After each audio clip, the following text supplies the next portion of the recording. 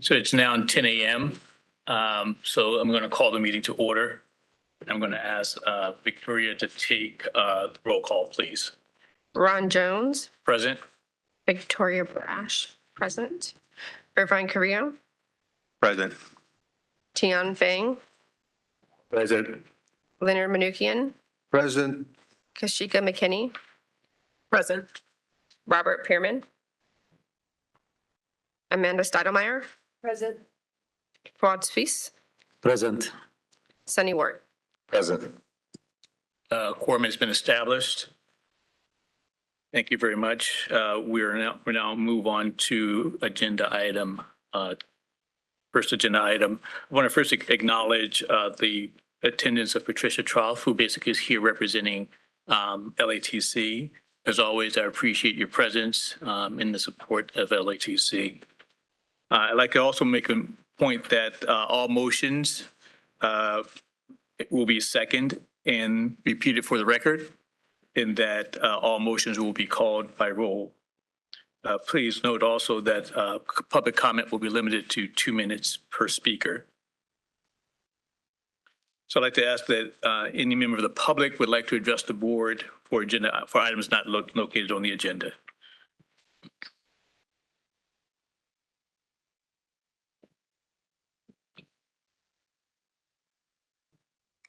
I'd like to.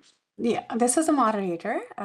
If you would like to make a comment on any agenda item or item on not on the agendas, you may look for the raise hand icon at the bottom of your WebEx screen. And if you're joining us by mobile device, the hand icon may be behind 3 dots, other option. And if you're a call-in public member, you may press *3 to raise your hand. We are displaying instructions and we'll give you a moment. Thank you, moderator. I'd like to open up the portal, the virtual portals for any public comment. I see no raised hands or comments. I return the floor back to you, President Jones. Thank you. I'd like to open the floor for any public comment for items not noted on the agenda. Seeing none, we'll close the floor. So we'll now move into agenda item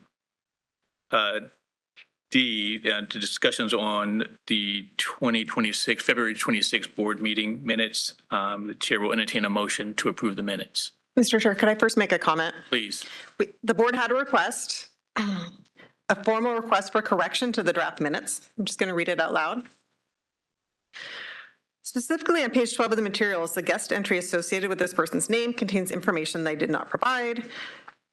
They signed the physical sign-in sheet using only the name and an acronym DFA and did not provide the title or the full name of the organization. So we'd like to correct the minutes to change it back to just the abbreviation and remove the title. And this is on page 12. Correction has been noted for the record.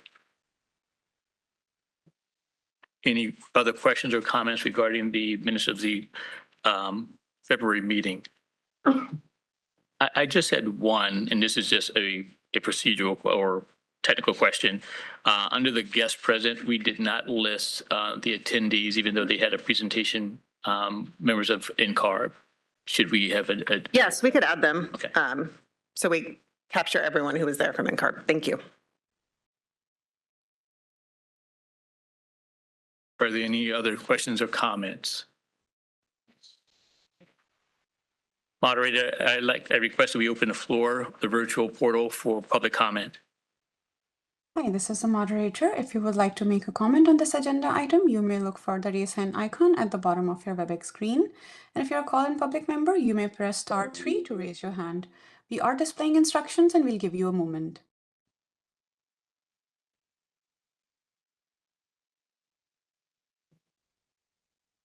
See no comments. I return the floor back to you, Chair. Thank you. So anyone in the public sphere who would like to make a comment regarding an agenda item for the minutes of their February 26th meeting? Seeing none, that's Madam Secretary to call roll. Oh, Chair will entertain a motion. I'm sorry. I'll make a motion to approve the. I second. Been moved by members Fuad Suisse and second by Secretary Brass. Please call the rolls. Ron Jones. Very, very briefly, forgive me. So the motion, we should also include to approve the minutes as. As revised at this meeting, revised exactly. I at was going this to say meeting. that. And if you saw me sort of look sideways when you went to public comment, we will have to take public comment again on the motion. So at times it's easier just to wait for that if you're going to have one. So Appreciate it. Thank you. absolutely. So I can repeat my motion. Basically, Please. I move to approve the minutes as revised today by the two comments provided by the executive director and the president. Thank you. I second. Second by member Weiss, second by member Brass. I think to your point, Michael, we should be open again for public comment. Mrs. our moderator, please open the virtual portals for comment. Hi, this is the moderator. If you would like to make a comment on the motion, you can look for the raise hand icon at the bottom of the WebEx screen. And if you're a call-in public member, you may press *3 to raise your hand. We are displaying instructions and we'll give you a moment.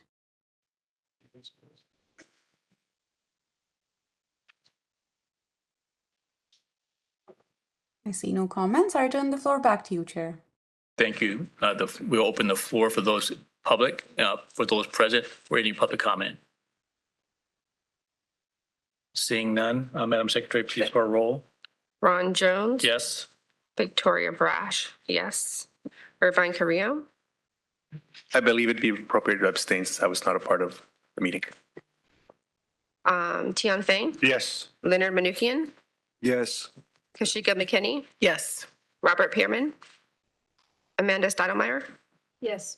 Rod Suisse. Yes. Sunny Ward. Yes. Thank you. So we'll now move on to agenda item F, I suspect on my, E, update from Department of Consumer Affairs. Is there a report? Oh, we did have someone who was going to attend, so maybe if we can skip this item unless Yes. we have someone I'm online. here. Oh, sorry. Yes. Thank you. Yes. Okay. Good morning, everyone. My name is Arthur Babakanian from the California Department of Consumer Affairs, and thank you for the opportunity to provide an update from the department. I have a few updates that I will report, starting with the annual Form 700. DCA would like to thank board members for completing their annual Form 700 submissions, which were due on April 1st. As a reminder, all new board members must file a 700 form with the Fair Political Practice Commission 30 days after their appointments, and annually on April 1st of every year thereafter. And then additionally, board members must file a Form 700 leaving office statement within 30 days of leaving the board. And we also, appreciate board members' commitment to this important disclosure that provides transparency and accountability to the public. And I'll like to touch upon the Enforcement Academy. We are excited to share that this spring, DCA relaunched the Enforcement Academy training program, which had not been held since COVID-19 pandemic. This 4-day training program offered DCA board and bureau enforcement staff an overview of the enforcement process, investigations, complaint intake, and formal discipline, as well as learn best practices and make connections with other programs. Our March session included staff participation from over 20 different boards and bureaus, and we are planning additional academies in August and October of 2026. And then moving on to DEI Executive Steering Committee and Subcommittee, DCA's Diversity, Equity, Inclusion, and Accessibility Executive Steering Committee recently selected 15 employees from throughout DCA to participate as members of the inaugural DCA Subcommittee. This subcommittee will meet bi-monthly to develop and implement multiple initiatives and goals to promote positive organizational impact. The first meeting of the subcommittee is scheduled for July 31st, 2026, and we will continue to highlight their milestones and accomplishments. And moving on to the governor's reorganization plan, we also wanted to remind members about the upcoming reorganization of DCA's oversight agency. On July 1st, the Business, Consumer Services, and Housing Agency will be split into two new separate entities, the California Housing and Homelessness Agency and the Business and Consumer Services Agency. The new Business and Consumer Services Agency will be responsible for consumer affairs, licensing and enforcement, and the Department of Consumer Affairs, which will be among the 8 departments. DCA continues to participate in multiple work groups on the logistics required to transition to the new agency and will continue to keep board leadership apprised. Then moving on to board member orientation. So, DCA board member orientation training, also known as BMOD, is an all-day virtual training that must be completed by board members within 1 year of appointment and reappointment to your board. We held our first session of the year in April, and we look forward to connecting with everyone for the next BMOD session that will take place in June 24 and October 21st. Please register for the first available date using DCA's Learning Management System, or LMS, to be in compliance. And if you have any questions or need assistance accessing these trainings or are unsure about whether you are in compliance, please contact us at memberrelations@dca.ca.gov. And then lastly, reappointment information. For members who are serving in their grace period and are interested in continuing their service on the board, please reach out to Member Relations. We are grateful for dedication to the public service and are happy to work with you to rely your interest in your appointing authority. And that covers the DCA updates. Thank you, and I'm available if there's any questions. Thank you very much. Thank you very much. I'm going to ask that the moderator open up the portals for public comment or questions. Hi, this is the moderator. If you would like to have any questions on DCA update, please look for the raise hand icon at the bottom of your WebEx screen. And if you're about to call in public member, you may press *3 to raise your hand. We are displaying instructions and we'll give you a moment.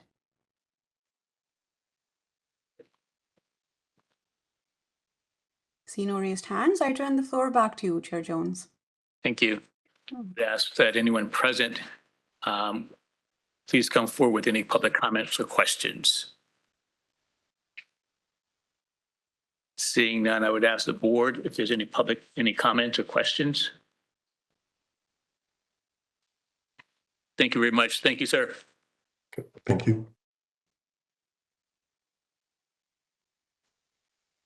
So we'll now go to agenda item F, which is the budget.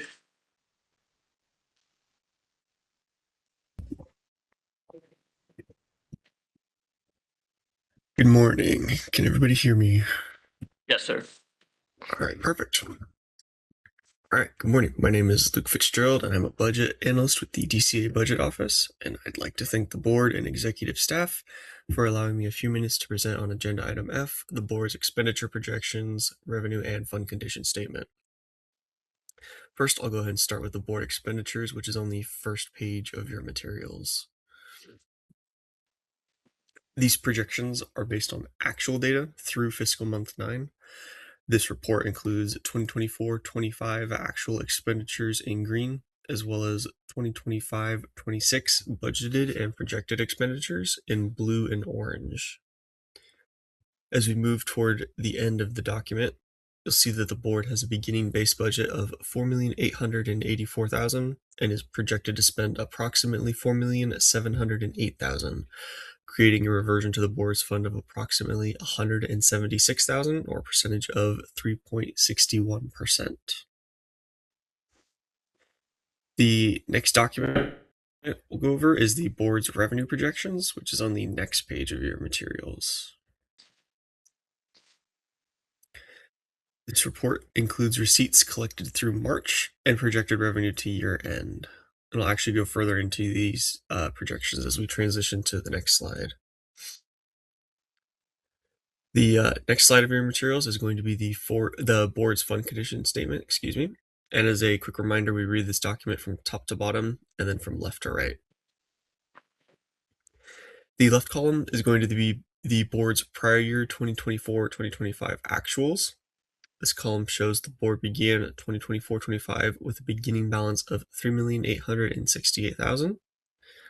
The board collected $4,073,000 in revenues, with $589,000 from initial license fees, $3,249,000 from license renewals, and $235,000 from the issuance of citations, fines, delinquent fees, and other revenue.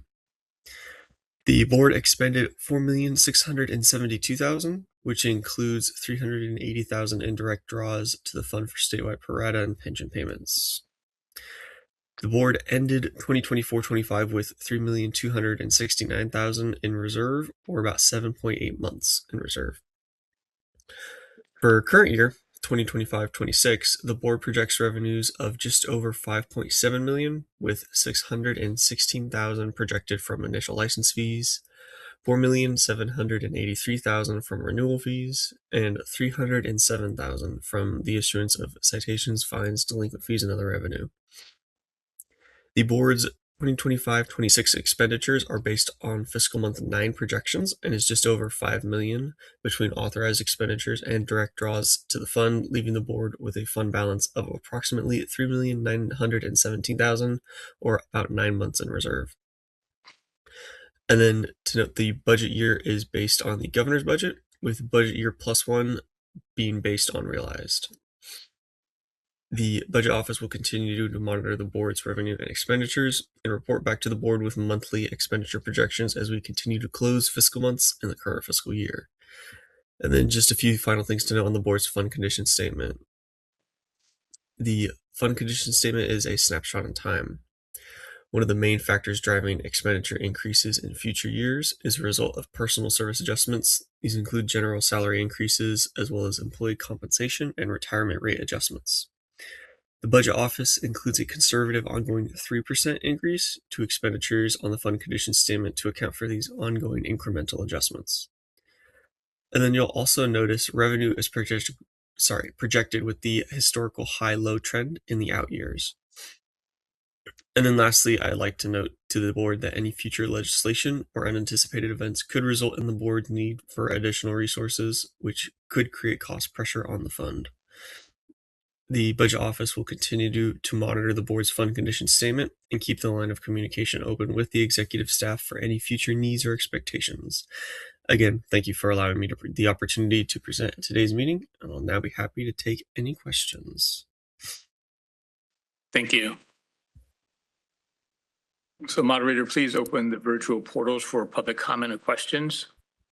Hi, this is the moderator. If you would like to make a comment on this agenda item, you may look for the raise hand icon at the bottom of your WebEx screen.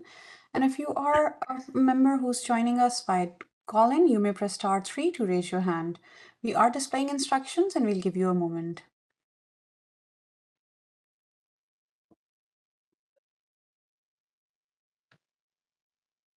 I see no comments. I turn the floor back to you, President Jones. Thank you. I'd like to open the floor for those present in the chamber for any comment or questions. Seeing none, I will direct the same question to members of the board for any comments or questions. I just have a few. If I'm looking at the expenditure projection report, and I'm looking at items, the CPI service external and the department service, those two line items appear to have a balance almost reversed. Is that just a reallocation of those resources? Is it in, because one has a surplus of about $200,000, and the other one has basically a negative of about $150,000. Yeah, so the budget for those is not necessarily something that we look at super closely. We have those different line items and different amounts will hit those each year. And so what we really kind of focus on for the budget in total is going to be the bottom line item. So we do have some individual line items that seem like they're imbalanced, but that's totally okay and actually normal. We really kind of just focus on that bottom overall total when we're looking at the budget. Thanks, Luke. I would just add, so the individual categories, they don't get adjusted that often, and so some of them definitely are out of balance. It's a longer process to try to I don't know, reallocate the line items. And so it hasn't been done for some time. So we're aware and budget office keeps us up to date, but like we can move money within the categories, keeping an eye on what the total authority is. Okay. And then my last question is relative to the fund analysis. So I think that we recognize the cadence, sort of on-off year cadence, and that kind of makes sense. But the budget year +2 is, how do we explain such a sort of significant drop or sort of departure from that cadence? So So this is Suzanne, the budget manager, and I'm just going to answer the question. So for budget year +2, it is going to equal to the budget year because, like Luke said, that we are one high low. So it is going to be just equaling to the budget year. However, the difference is the income from surplus money, and that is calculated based on a percentage. And that the percentage is taking from the revenue from that year and prior years, and as well as expenditure. So that will fluctuate. And also to add one thing, that rate for the income from surplus, at that time, it was 1.5. We just adjusted it during the May revise, so it's not reflected on the fund condition, that it is going to be aligning with the interest rate that we have right now, which is approximately 4.4%. So that is going to change. But the only difference between budget year +2 and the budget year is the income from surplus investment. thank you. Laura? Thank you, Suzanne. I was just going to add also that if you're looking at the months in reserve and how it goes down quite a bit, this is assuming that we spend our full appropriation each year. So it's not capturing the fact that we generally revert money. And so then that will impact the months in reserve and help it go longer than it currently displays here. Thank you. Any other questions or comments? Seeing none, thank you very much for your presentation. Thank you. So we are now at a place in the program where we're going to exercise a few ceremonial gestures. I'd like to depart a little bit from the agenda and save my recognition or our recognition of TN until as a second part of this agenda item. I'd like to first invite our newest member of our board, Irvin Carvillo, to come forward and want to acknowledge and pin him for his appointment to our board. And we'll come back and take pictures afterwards. But I just wanted I'm sorry. Oh, we're going to take pictures afterwards as well. When the screen is gone, I just wanted to basically do this on camera while we're public facing. So for a second here, computer. Okay.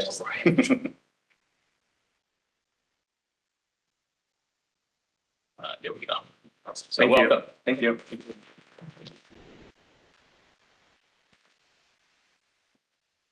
And so I think that it's fitting that we take the time to recognize a member of our board who has served this body with distinction.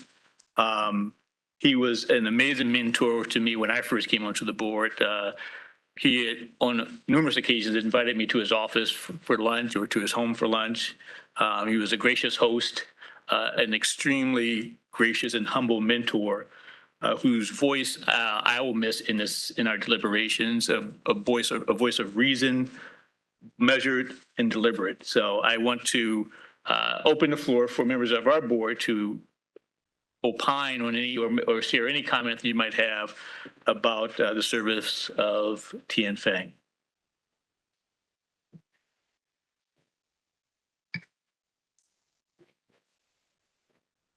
I'll go. Tian, I can't tell you how much fun it's been doing this and how much I appreciated all of the help and guidance over the years. I don't know what we'll do without you. You've been the embodied knowledge and institutional knowledge that you have for this organization, for architects in California, and just how this all works, and also the connection of this board to the national organizations and the licensure and the health, safety, and welfare of the public. Anyway, you've been a huge asset to the state and to me in friendship, and I really appreciate it. So thank you so much. Thank you. Yeah, please. Unmute myself. Tian, you have been a great board member. I've only been on the board for 2 years, but you welcomed me with open arms and really helped me understand, our positions in the board, what we do for the state, and then also your leadership with NCARB as well. You're definitely going to be missed.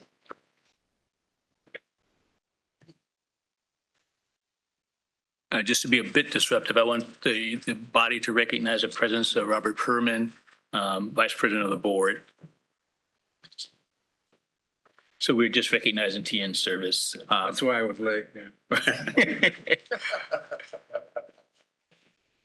So are there any other comments?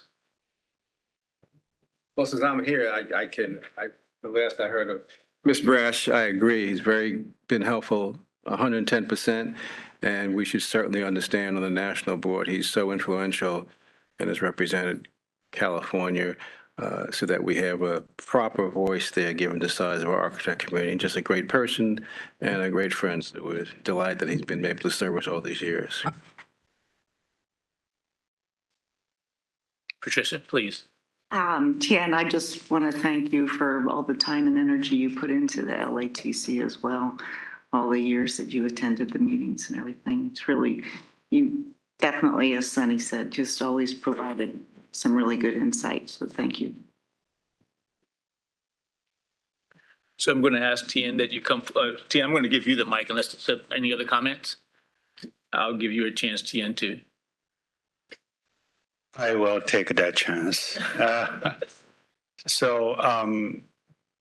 A little bit emotional. I said many times during conversation with board members and Laura, I said, I have this feeling start emerging in my heart already that I will be missing for my participation being in this space. But at the same time, I also feel quite a bit solid fulfillment of my professional growth. I'm in the field for a long time. I'm still growing, by the way, with you. And last night I was thinking, I saw the agenda was so kind for the president and staff put together to recognize my participation as a member. What's really come to my mind, make me the joyful and feel rewarding was a process that I learned from other members that you had mentioned here. I remember my first term, and nearly every meeting I was just to sit there and listen.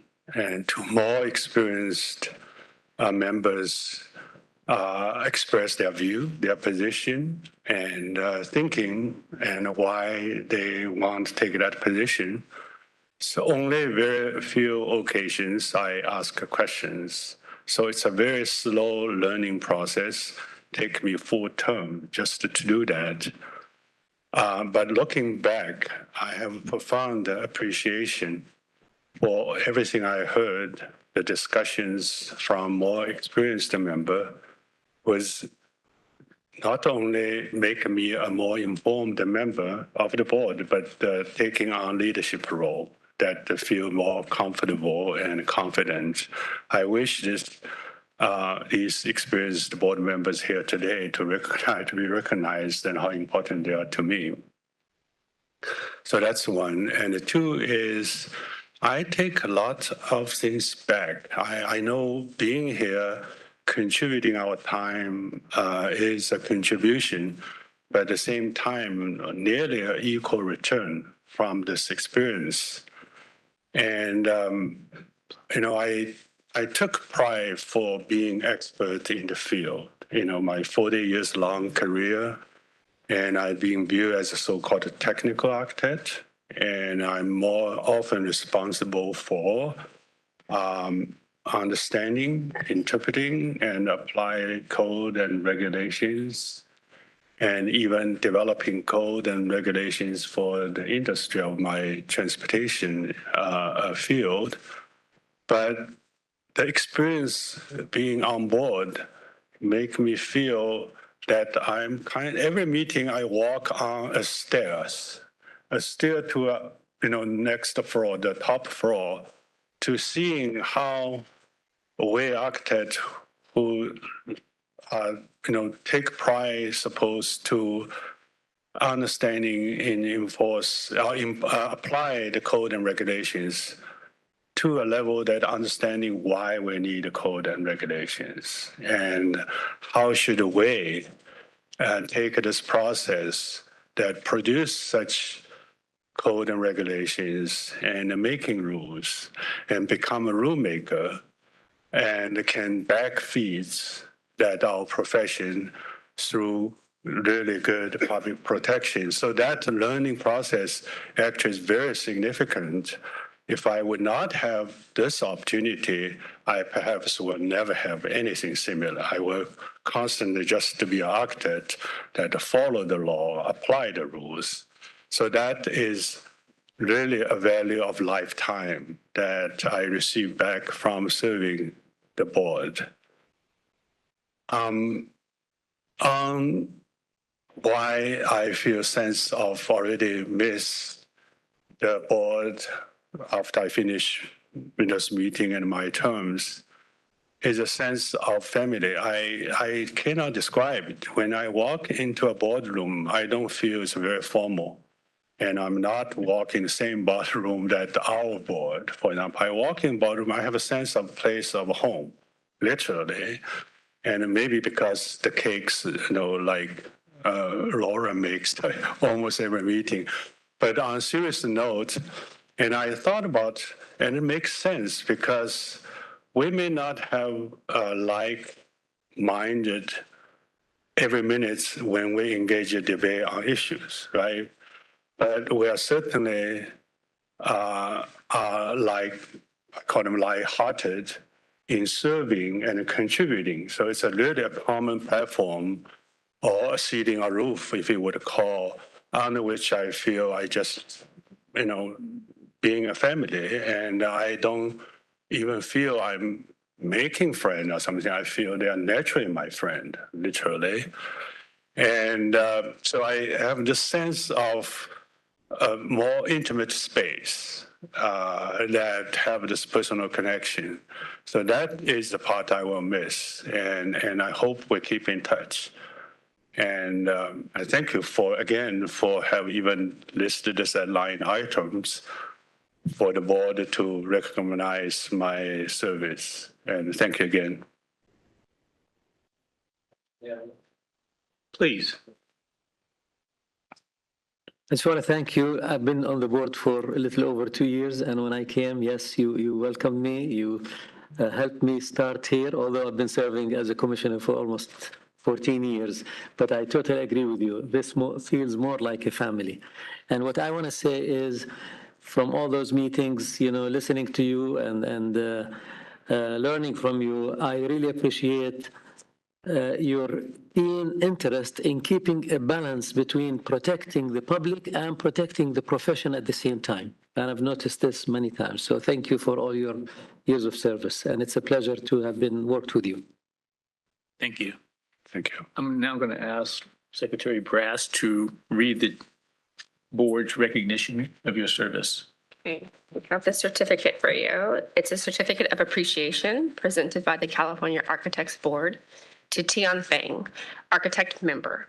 In recognition of your dedication, commitment, and invaluable service as a board member in the protection of consumers of architectural services, you served on the board from February 6th, 2014, reappointed twice on February 27th, 2018, and July 1st, 2021.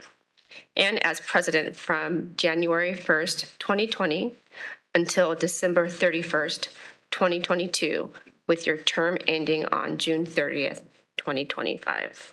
Thank you for your service. Thank you again. Please. Oh, Dan. And we're also going to provide you with a ceremonial gavel for your service as president of our board from 2020 to 2022. Thank you for that. Thank you. And again, a certificate of our recognition of your service. Thank you so much. Thank you very much. We're going to come back after.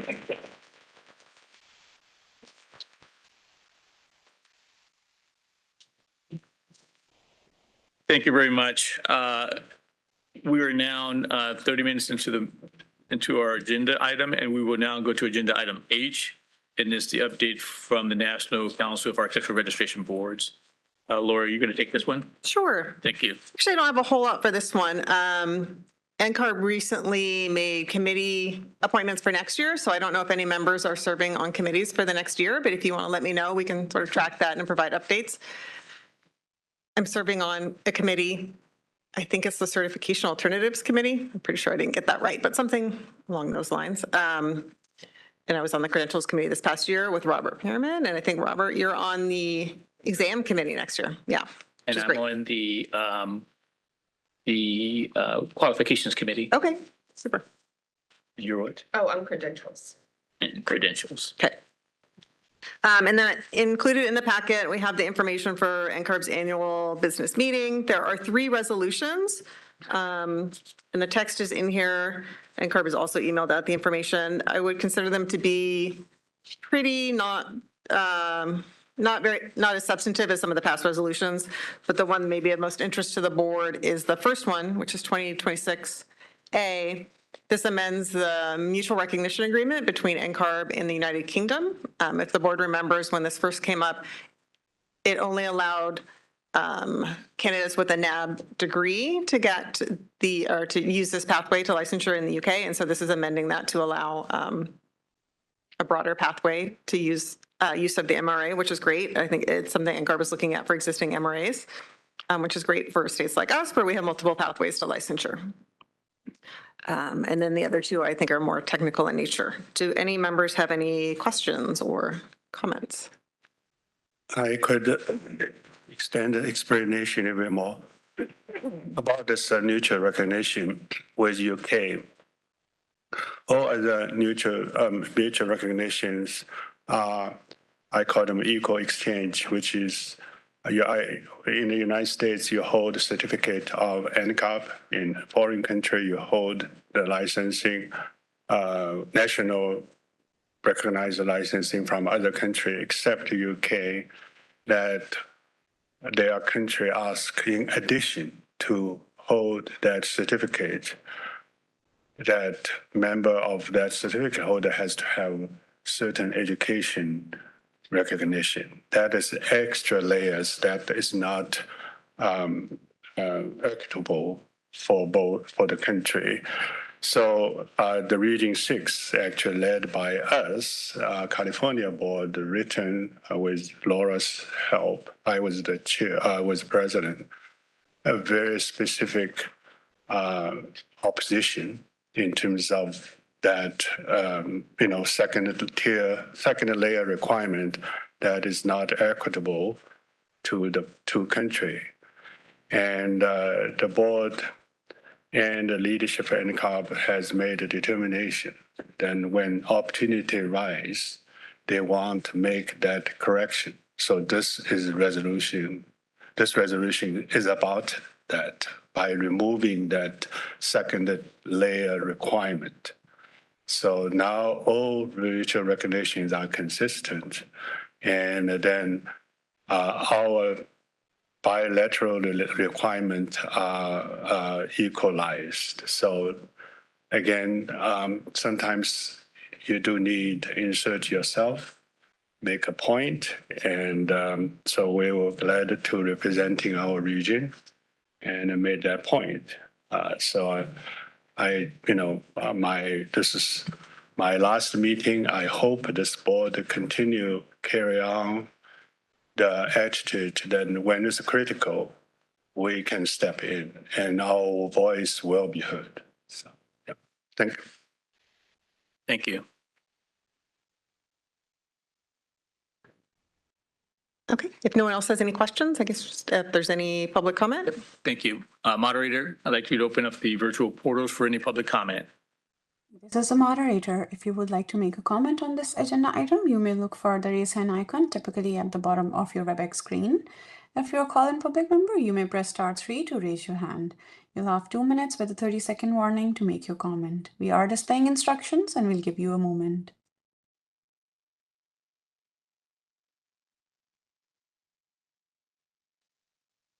Seeing no comments, I turn the floor back to you, Chair. Thank you very much. The chair will entertain any public comments from those present in the chamber. Seeing none, are there any additional comments from the board? Thank you very much. We'll move on.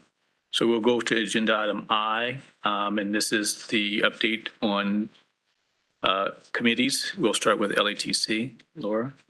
Thank you. And this is the only committee meeting since the last board meeting, so it'll just be the LATC update. They met earlier this month and their agenda is in your packet. Kind of the regular updates, but they did have a substantive discussion on a California Board of Forestry and Fire Protection issue that, I don't know if Patricia, if you would like to expand on that a little bit. They had quite a discussion on it. Pamela Brief has been particularly involved. Yes, we had quite a bit of discussion, particularly Zone 0 that's adjacent to a structure. And, you know, as a landscape architect, you know, it was good that we had the discussion in that we've worked very closely with the Department of Forestry to, you know, be a little bit more open-minded about what you can do within that space. So it was a good conversation. Thank you. Any questions from the members? Thank you very much. Moderator, can I please ask you to again to open the portals for public comment? Hi, this is a moderator. If you would like to make a comment on this agenda item, you may look for the raise hand icon at the bottom of your WebEx screen. If you're a call-in public member, you may press *3 to raise your hand. We are displaying instructions and we'll give you a moment.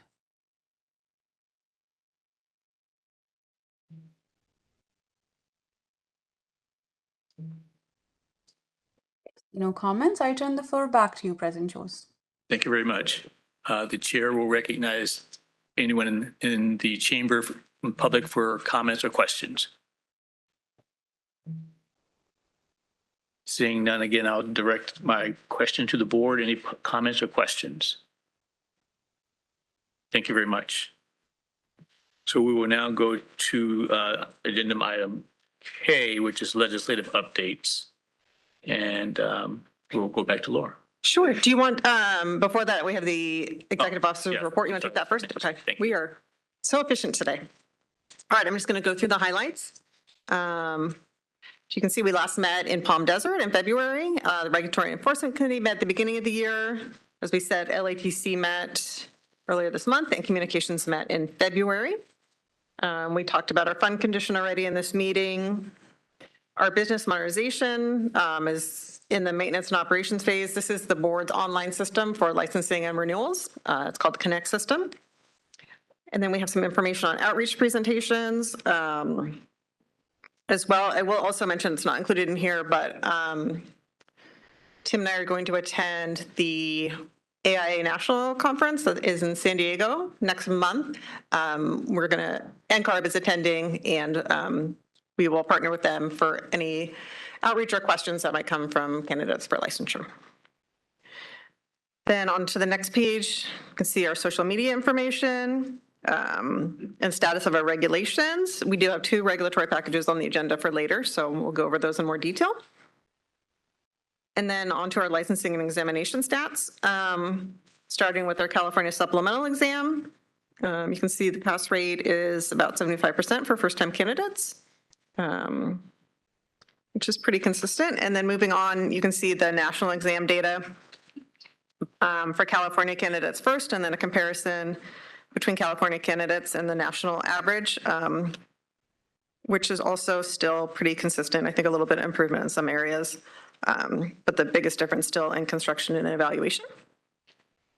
And then moving on, there's data for landscape architects as well. I will note on the CSE exam data for landscape architects, I'm not sure if it's the way we displayed it, if it's different. I forgot to check, but I did get a question from Robert, and it was a question I asked when I reviewed it about the pass rate, because it seemed like for repeat, it should be higher, but it's 6 of the total number of candidates, which was 29 that passed it on the first time, which is how we got the 21% pass rate. So not 6 of 7, but 6 of 29. And then you can see their national exam data as well. with a larger discrepancy in the first section of their exam, inventory analysis and predictive management. I think that is larger than we've seen in the past, so we will continue to watch that. And then moving on, you can see our enforcement statistics with our most common violations, which stay pretty consistent and are similar for landscape architects, with the difference being that they do not have continuing education, so don't have audits and subsequent citations. And then there's details on the actions in the report. Anyone have any questions? Thank you. Moderator, can I again ask you to open up portals for public comment or questions? Of course, this is the moderator. If you would like to make a comment on agenda item J, you may look for the raise hand icon at the bottom of your WebEx screen. If you're a dial-in public member, you may press *3 to raise your hand. We are displaying instructions and we'll give you a moment.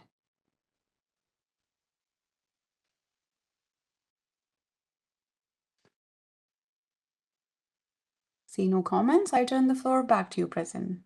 Thank you very much. The chair will recognize anyone in the chamber from the public that has comments or questions. Seeing none, the chair will direct that same questions to the board for any additional comments or questions. Robert, please. I just noticed, and I think it was discussed before, that in the social media, LATC's done a great job. They have twice the LinkedIn that the board has. So whatever they're doing, keep it up and hope we could get the same kind of impact going forward in the future. Anything new in that area? Ms. No, I mean, the LAT staff continue to do a really good job. We can definitely pick it up on the board's end and see if we can follow along what they've established. But they've really engaged and it's been great for them. Thank you, Robert. Good point. Any other comments or questions? Thank you, Laura.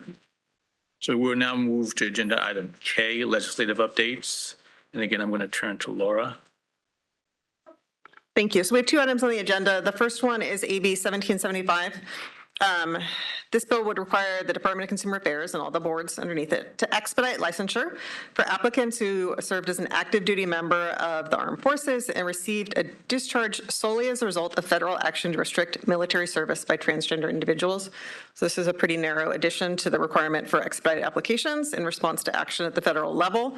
I don't think this would have a significant impact on our board, but this bill is moving along in the process. Members have any questions on this item? Yeah. I'd like to address them one at a time. Could we take them as a collective in terms of public comment? For both? Yeah, we'll do public comment for both. Okay. Collectively. Collectively. Thank you. Okay, so we'll move on to AB 1796 by Assemblymember Jackson. This is the Licensed Commercial Interior Designer Practice Act. We had this on the board's February agenda, and there's information in the packet. This bill recently passed out of the Assembly Appropriations Committee. So I will send members some follow-up information as to the fiscal cost that was estimated for it. But it has been amended since we discussed it in February, but we do have people, I think, interested in speaking to the board. So maybe you want to take public comments first, or if members have questions, we could do that. But maybe if you want to hear the comments, that might generate additional discussion. I would suggest we take public comment first and just do it as a collective.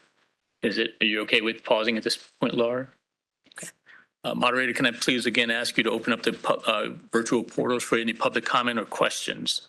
Absolutely. This is the moderator. If you would like to make a comment on the legislative update, you may look for the raise hand icon at the bottom of your WebEx screen. And if you are a public member who's joining us by calling, you may press *3 to raise your hand. You'll have 2 minutes with a 30-second warning to make your comment. We do have a couple of raised hands. I'm going to be calling you by the name as the order we are receiving your requests.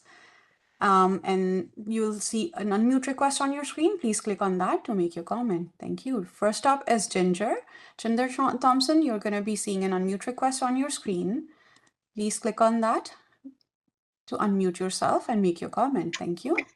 Hello, Ginger Thompson on behalf of the American Institute of Architects in California. We're an association that represents over 11,000 design professionals in California. And I do want to start this comment by being really clear. We've provided an opposition, and that the opposition to this is nothing to do with the value of interior designers, that interior designers are supremely valued and important members of our broader design and construction community. And as an architect personally and across the entire industry, we collaborate closely with interior designers on a daily. Our concerns are really more about the structure of the bill and the unintended consequences, specifically when it comes to clarity, and then the accountability, and then of course, public understanding. At a high level, this bill creates a new licensure category and a new vague title for a small subset of the industry, while still maintaining the existing certification system under CCIDC. The result ends up with two separate regulatory pathways, multiple similar titles, and they're overseen by two different entities with overlapping authority to submit plans on similar types of projects. This will create some real confusion, both for the consumers, for the practitioners, and also for enforcement. It becomes unclear who's qualified to do what and how these roles differ, and ultimately who's responsible when issues arise. This kind of structure would be a departure from how California regulates other design professions. Architecture, engineering, landscape all operate under a really clear, unified licensure framework. This bill moves somewhat in the opposite direction toward a more fragmented system with overlapping roles and less clarity. So the main question that we're trying to figure out is, what is the problem that we're trying to solve? Before we create a new licensure framework, it's important to clearly demonstrate both the risk to public safety and also if this particular approach is the right solution. Whether you're dealing with building design where decisions directly impact public health and safety, these issues need to be resolved upfront and not fact.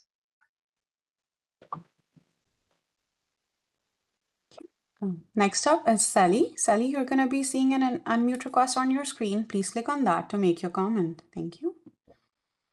Hello, my name is Sally Minchley, and I'm an interior designer with Habitat Architecture and Interior Design in San Jose, and I just am here to express my support of this bill. Thank you. I'm sorry, can I ask either for the technology to be adjusted so that we could hear clearly, or maybe have the speaker lean into her microphone? My apologies. Was it, is it just rough, or can you hear me at all? No, it's better. Thank you very much. Okay, I was just saying that my name is Sally Midgley, and I'm an interior designer with Habitat Architecture Interior Design in San Jose, and I'm just here to express my support of this bill. Thank you so much. Thank you very much. Next up, we have Mary Oliver. You're going to be seeing an unmute request on your screen. Please click on that to make your comment. Hello, everyone. My name is Mary Oliver. I'm here on behalf of IIDA, as well as I am a commercial interior designer in Mountain View, California, and I'm here to express my support of this bill. Thank you.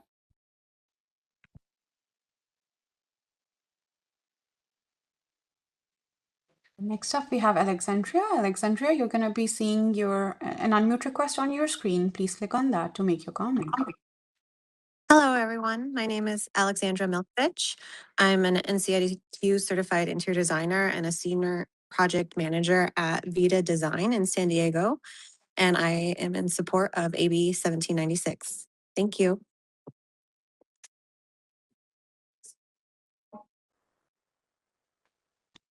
Next up, we have Laura. Laura Tyler, you're going to be seeing an unmute request. Please click on that to make your comment. Thank you. Hi there, thank you. My name is Laura Taylor. I'm an interior designer and a project manager at DLR Group, and I want to express my support for AB 1796. Our current system for interior design regulation in California is outdated and very inequitable. For over 40 years, we've lacked a professional, clear pathway to licensure, and importantly, that limits the public's ability to understand the reality of the professional role of interior designers in projects that the public interfaces with daily. This bill creates a clear, fair licensure pathway. Previous comment noted it was out of step with our peer professionals, but it's actually modeled after those of our peer professionals like architects and landscape architects. And most of the states that regulate interior designers do so under a multidisciplinary board. So this is not an obscure model, and it's, I believe, in line with CAB's mission and values. Referencing the board's 2025-2028 strategic plan, values like collaboration, diversity, equity, and inclusion, and proactivity align with AB 1796's goal to expand licensure to these long practicing professionals. Interior design is a diverse profession. Approximately 78% are women, and 3 times as many LGBTQ professionals as other industries. When these professionals are denied a clear path to licensure, they're denied the ability to reach their professional potential.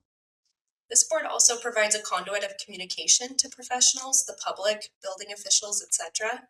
Interior design professionals and the public would benefit from that conduit being extended to the many interior design professionals that currently practice daily without any connection to those important conversations, recommendations, or oversight. I want to invite the board to embrace the stated values of proactivity and collaboration and support AB 1796. Thank you.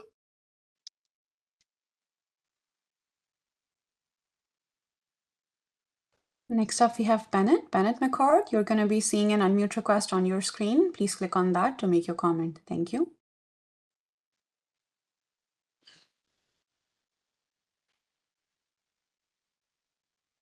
Bennett, if you are speaking, you're still muted.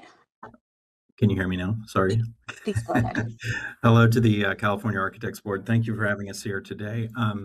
My name is Bennett McCord. I'm a certified California interior designer, an associate member of AIA, full member of IIDA, and practicing interior designer at Corrigan Architects here in our Los Angeles office.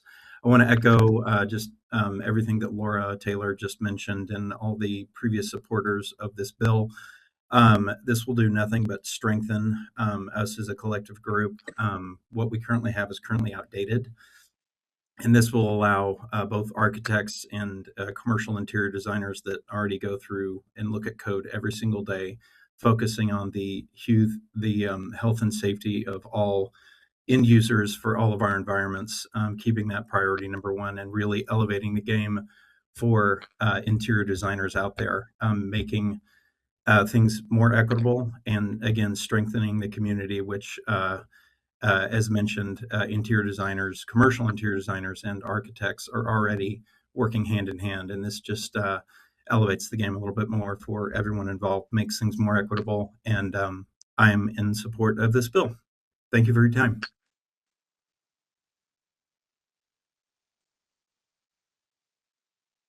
Next up, we have Philip. Philip Sweeney, you're going to be seeing an unmute request on your screen. Please click on that to make your comment. Thank you.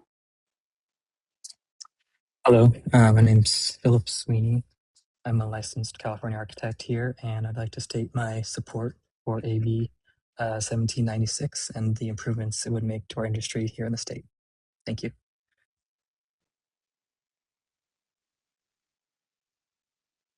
Next up, we have Sergio. Sergio, you're going to see an unmute request on your screen. Please click on that to make your comment. Thank you.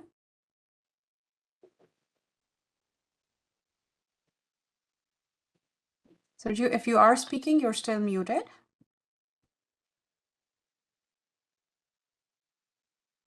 Hello, everyone. Apologies. My name is Sergio Lechuga. I am the Director of Interior Design with HMC Architects, based out of Ontario, California, but have offices up and down the state of 5 offices up and down the state of California, working predominantly in civic and community and culture spaces, healthcare, K through 12, and higher education. I know the importance of collaborating with architects as well as ensuring that my team of interior designers who are both certified in by the CCIDC as well as NCIDQ, how important it is for my team and myself to be recognized through this licensure. And so I'm just here to support and in favor of AB 1796. Thank you.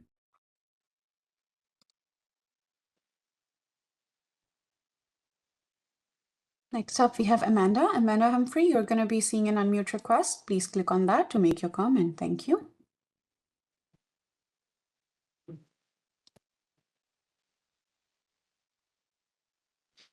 Amanda, if you are speaking, you're still muted.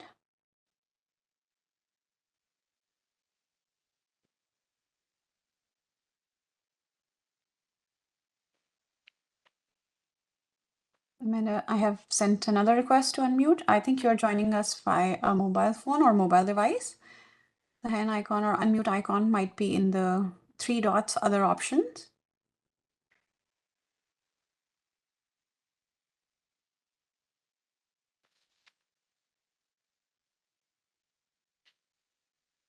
If you're speaking, you're still muted.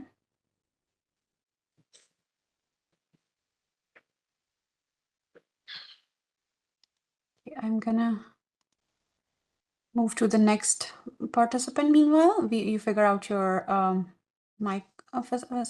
Rebecca, you're up next.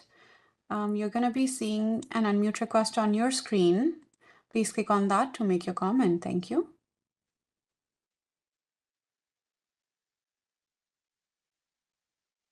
Rebecca Moden, if you are speaking, you're still muted. Apologies, thank you. Trying to get unmuted. Rebecca Moden, I'm the CEO for the Council for Interior Design Qualifications. I wanted to join and provide the support for AB 1796.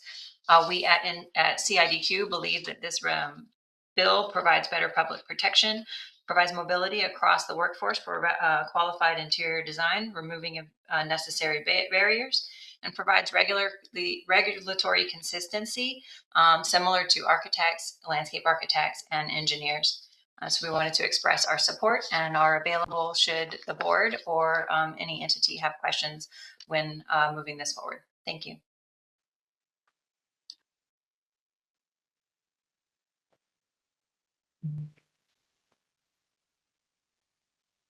Next up, we have Holly. Holly Zara, you're going to be seeing an unmute request on your screen. Please click on that to make your comment. Thank you.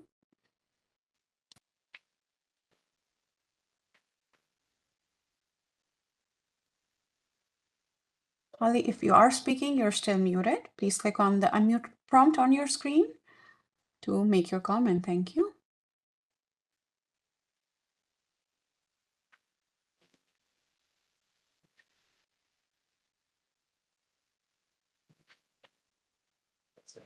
I see Holly's having a problem unmuting herself. Amanda, you're up next.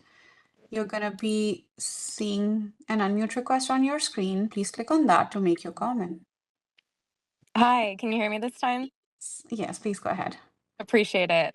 This is Amanda Humphrey. I am here speaking on behalf of IIDA SoCal. I am the VP of Advocacy, and also on behalf of H. Hendy Associates, where I serve as a senior project manager. I'm an NCIDQ certified interior designer, and I just want to share my support of AB 1796. We have been working with stakeholders across the board, trying to make sure that we've captured the protections necessary for everyone in this bill. And this draft language has been in the works for several years, and we believe it really thoroughly addresses the issues at hand.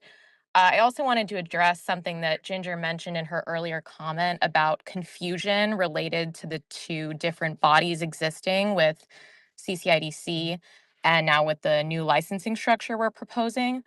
I do want to flag for the board that CCIDC is actually up for their sunset review, and the legislature has indicated to us that the sunset of CCIDC and the licensure pathway moving forward will be considered in tandem. So that confusion may not be relevant to this topic. So I just wanted to make sure everyone was aware of that. Thank you. Thank you for your time.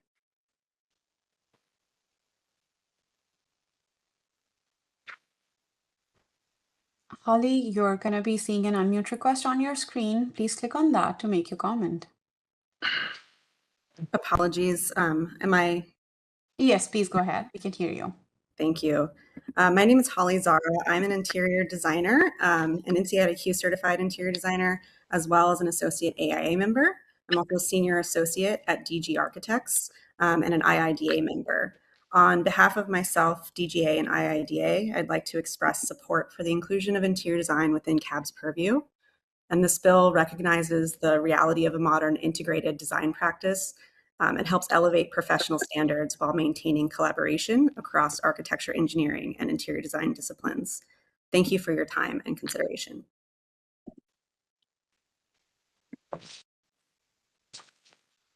We don't have any other comments. I return the floor back to you, Mr. President.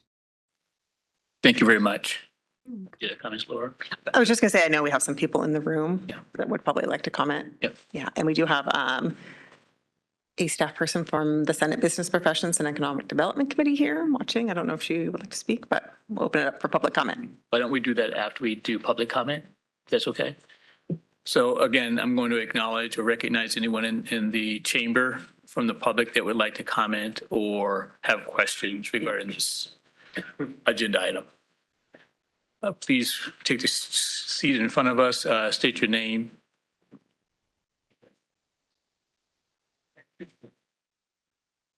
Good morning, Mr. President. Good morning, Mr. President and members. My name is Amy Costa. I'm with Full Moon Strategies, and we represent IIDA. We are the sponsors of 1796. I'm here with my colleague Brett. If there's any questions regarding the bill, we're happy to answer them. I think many of you know there is a long legislative history on this particular item. Over 40 years in the state of California alone, there have been different iterations and policies regarding the issue of professional interior design. As was stated in the public comment, the issue of bifurcation is one that is active before the legislature right now. There's a separate vehicle regarding the sunset of CCIDC separate and apart from this measure. So ultimately, policymakers will make that determination through the legislative process.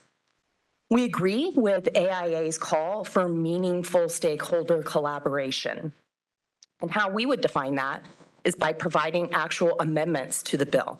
To date, we have not gotten one amendment from AIA on this measure, although it's been in print since February.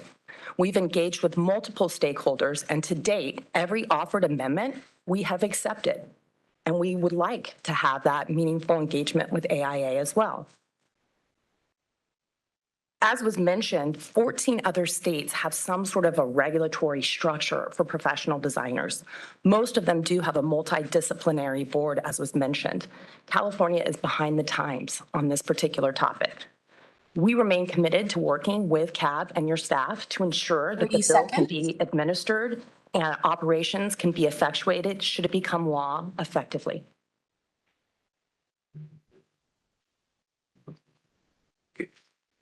Good morning, board members, and Brett Gladfelty on behalf of the International Interior Designers Association. As Amy mentioned earlier, just a point of clarification is that, simply 13 other states have licensure and with permitting privileges that collaborate with the architectural boards of those states. And this would be in alignment with that. And I'm happy to answer any other additional questions that may come from you all. So thank you so much.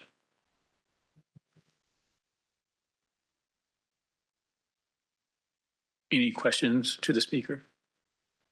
Any other comments? Thank you very much. Any other comments from those in the chamber, please? Or questions, I'm sorry. Please.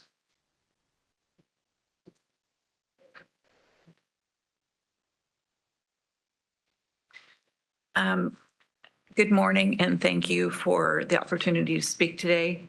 My name is Janice Plessis, and I'm one of over 6,500 interior designers in the state of California. I have over 30 years of experience in both residential and commercial design. I currently serve as the chapter president of the NKBA here in Sacramento, and I'm a past chapter president of ASID. I am here to express my concern about AB 1796. Throughout my career, I've built my business on hands-on experience, client trust, and proven results. And I don't think I mentioned, but I'm not certified. I'm an uncertified designer. I think this bill would require designers like me to meet new licensing standards, including education examinations, and in order to continue the work that I've successfully performed for decades. It also introduces legal consequences for practicing certain types of interior design without license, including potential misdemeanor penalties. This puts me and many experienced professionals, and I would also comment that most of the interior designers that I know are completely unaware of what is actually happening with this bill and how it would affect their business. So after 30 years of business, I may be forced to step away from parts of my work, invest significant time and money into licensing or risk legal exposure for continuing my own profession. I'm especially concerned that this bill does not fully recognize the value of real-world experience. It may unintentionally place newly licensed individuals ahead of seasoned professionals who've demonstrated their capabilities over decades. After 30 years of proven work, I am asking that my experience still be allowed to matter. Thank you.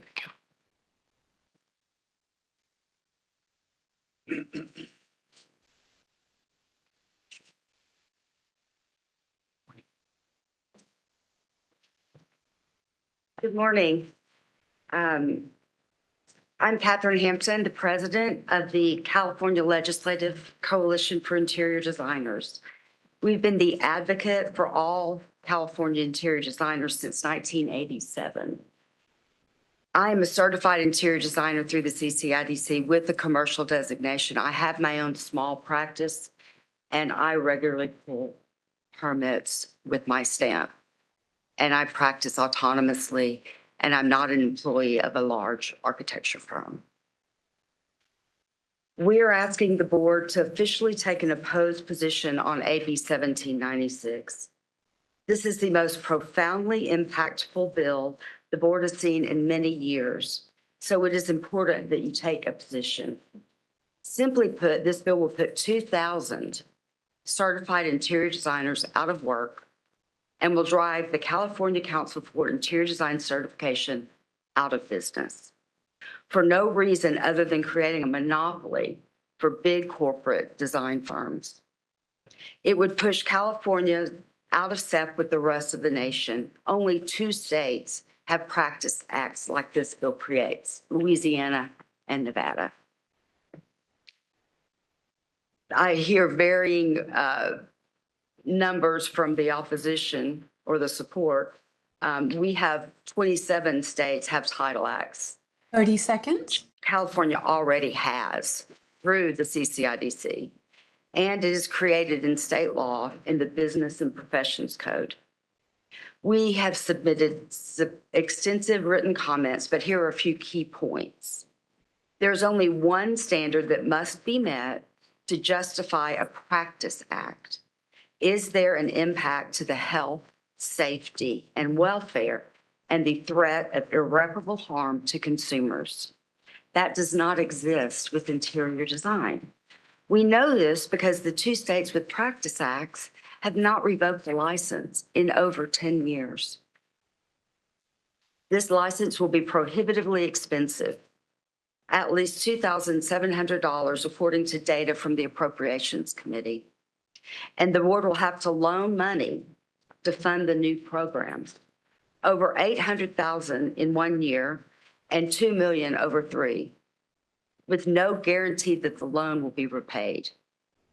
Lastly, the justifications put forth don't stand up to any level of scrutiny. Thank you very much. I apologize. I'm thinking the moderator is going to step in, and I guess I'm the keeper of the clock for those in the chamber. I apologize.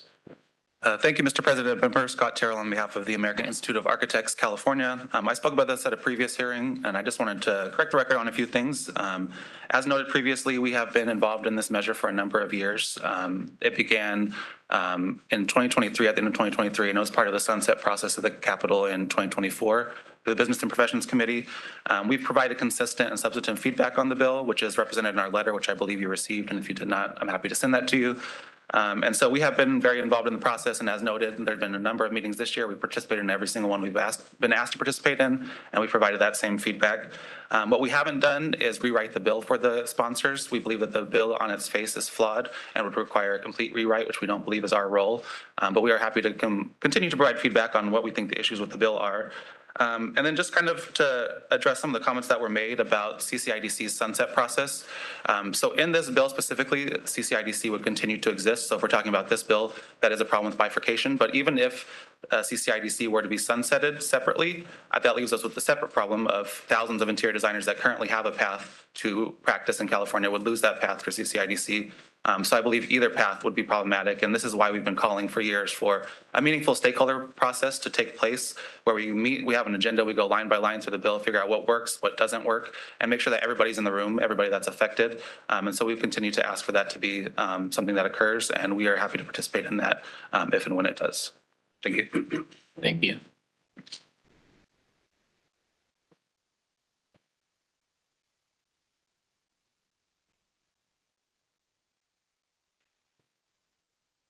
Hi, good morning. Since Laura pointed me out, I am Yafana Lamar from the Senate Committee on Business Professions and Economic Development.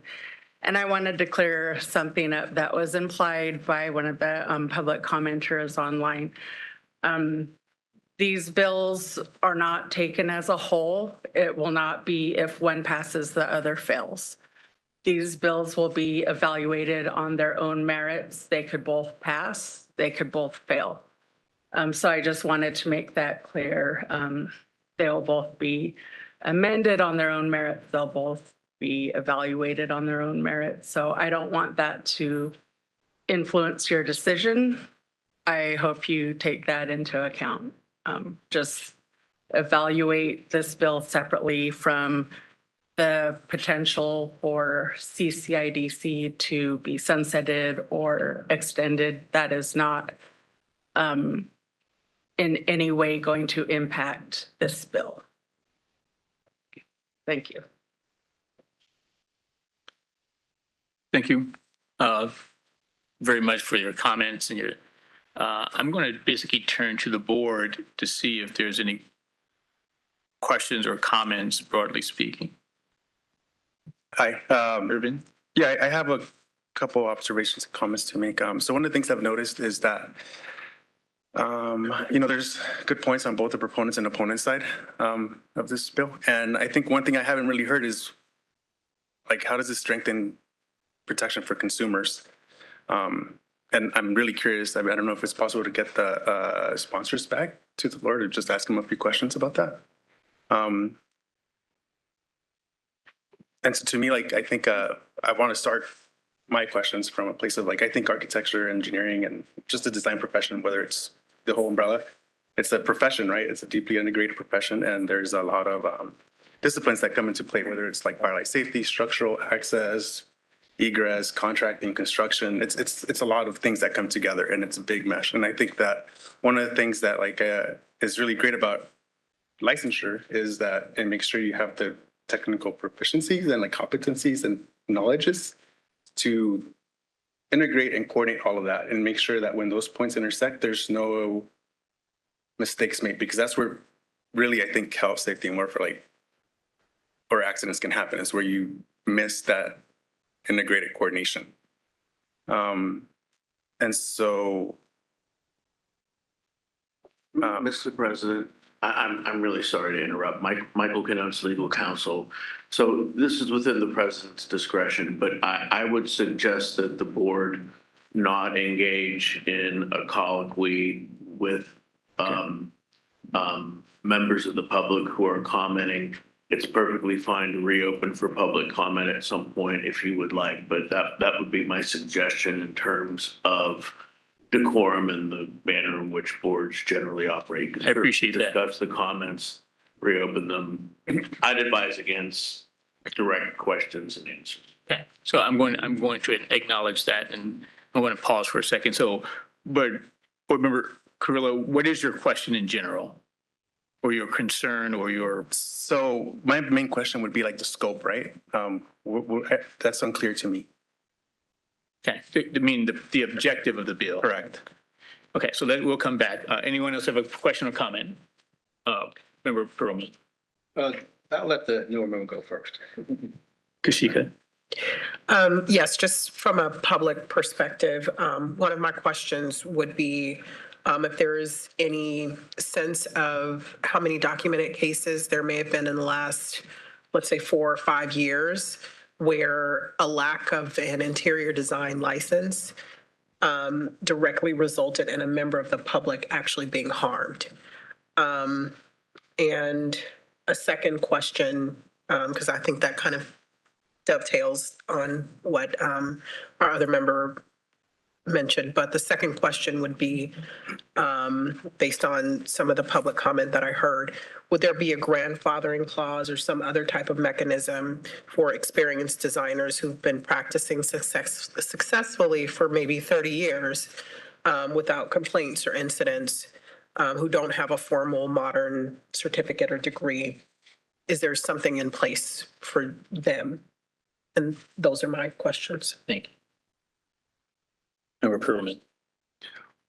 So probably in the almost, 10 years I've been on the board, we've had I'm pretty sure at least 2 occasions where we actually had this type of legislation, and we've opposed it in a couple of cases, not just commented on it.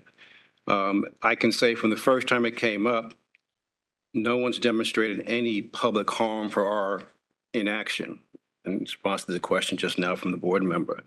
The record in other jurisdictions seems to show there's no harm that has been cured by them, that there was nothing there, it was unnecessary.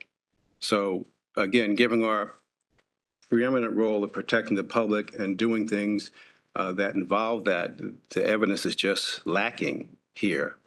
I don't think the way we're set up is behind the times, given the large number of architects in the state. Having a board focused on the architect profession makes eminent sense to me, rather than mixing it with other types of disciplines.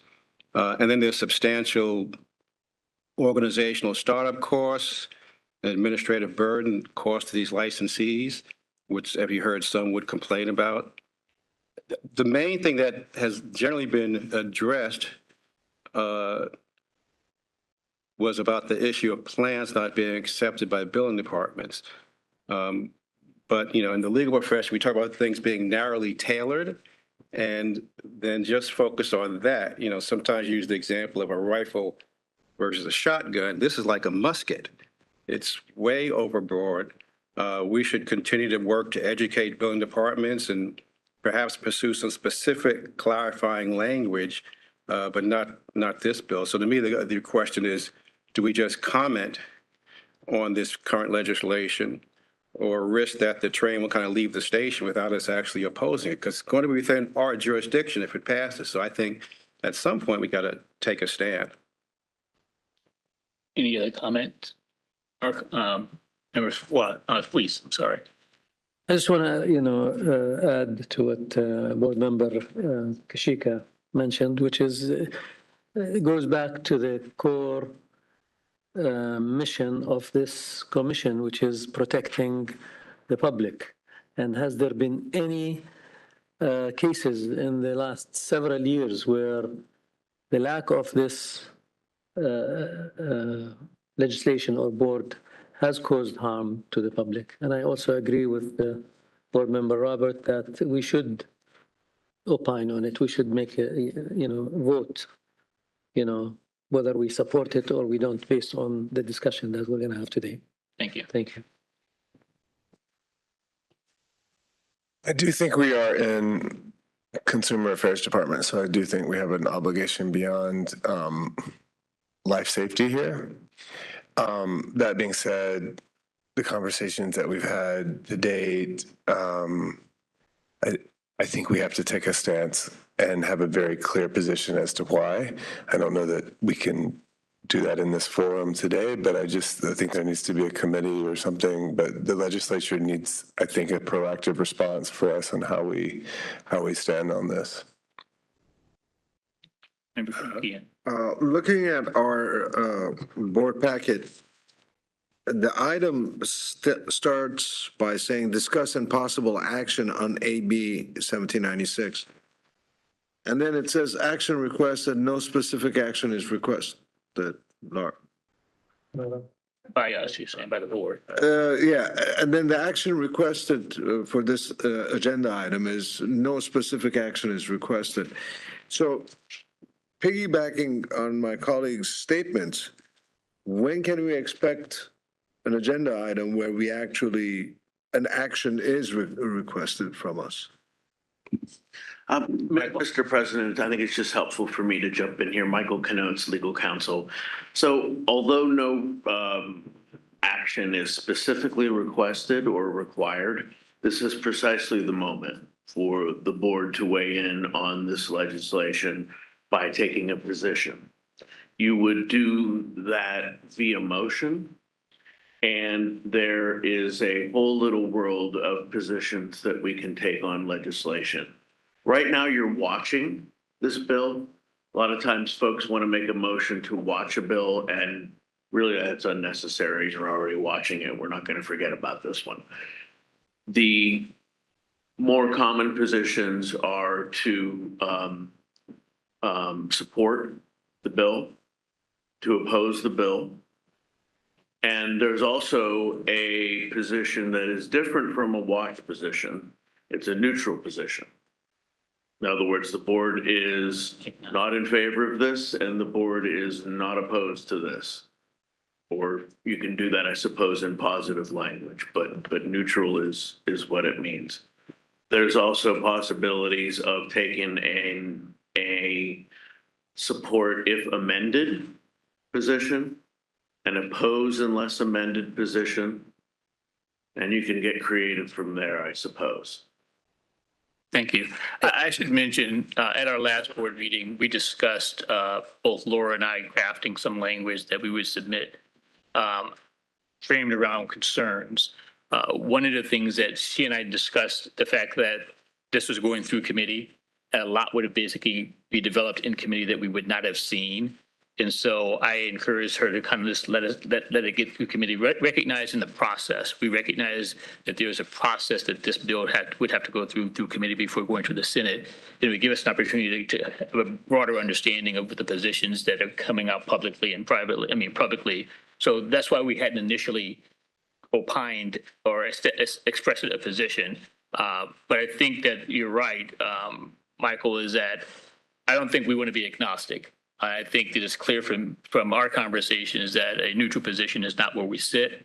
And I think that ultimately we do need to kind of establish what our position is, but I think we need to be full-throated about the whys.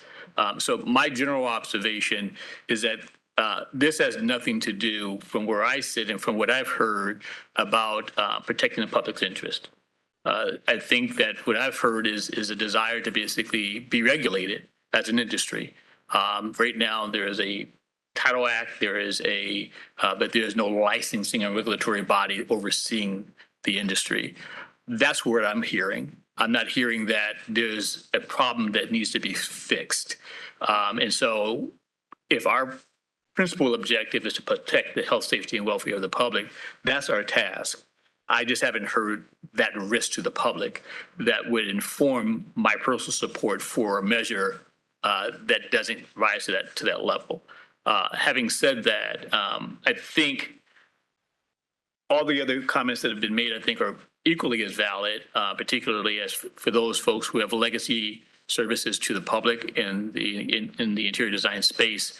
I think how we recognize their service historically, I think is going to be equally as important. But I also appreciate the sponsor's desire and willingness to basically engage with all the stakeholders, even though I've heard other people suggest that those opportunities have not been structured in a way that creates collaboration and exchange. I've clearly heard that that the interest has been expressed. So I still personally think that there's work to be done.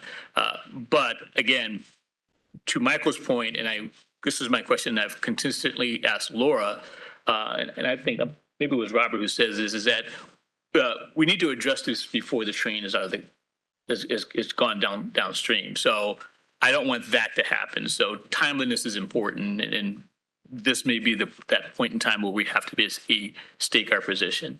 So any other questions or comments? Member Tian. The serve as an information repository for the board to answer Member McKinney and Member Swiss is in 12 years on the board. And as I mentioned, I have not missed a meeting, maybe one, still a discrepancy between staff and I. We have no single case even closely touched to a typical issue would be within the portfolio or scope of interior design. Zero. There is one case that is in the intersection of landscape architecture and architecture which is involved with drainage and a retaining wall. So that's my recollection. So again, the answer is zero for 12 years. Member Suisse.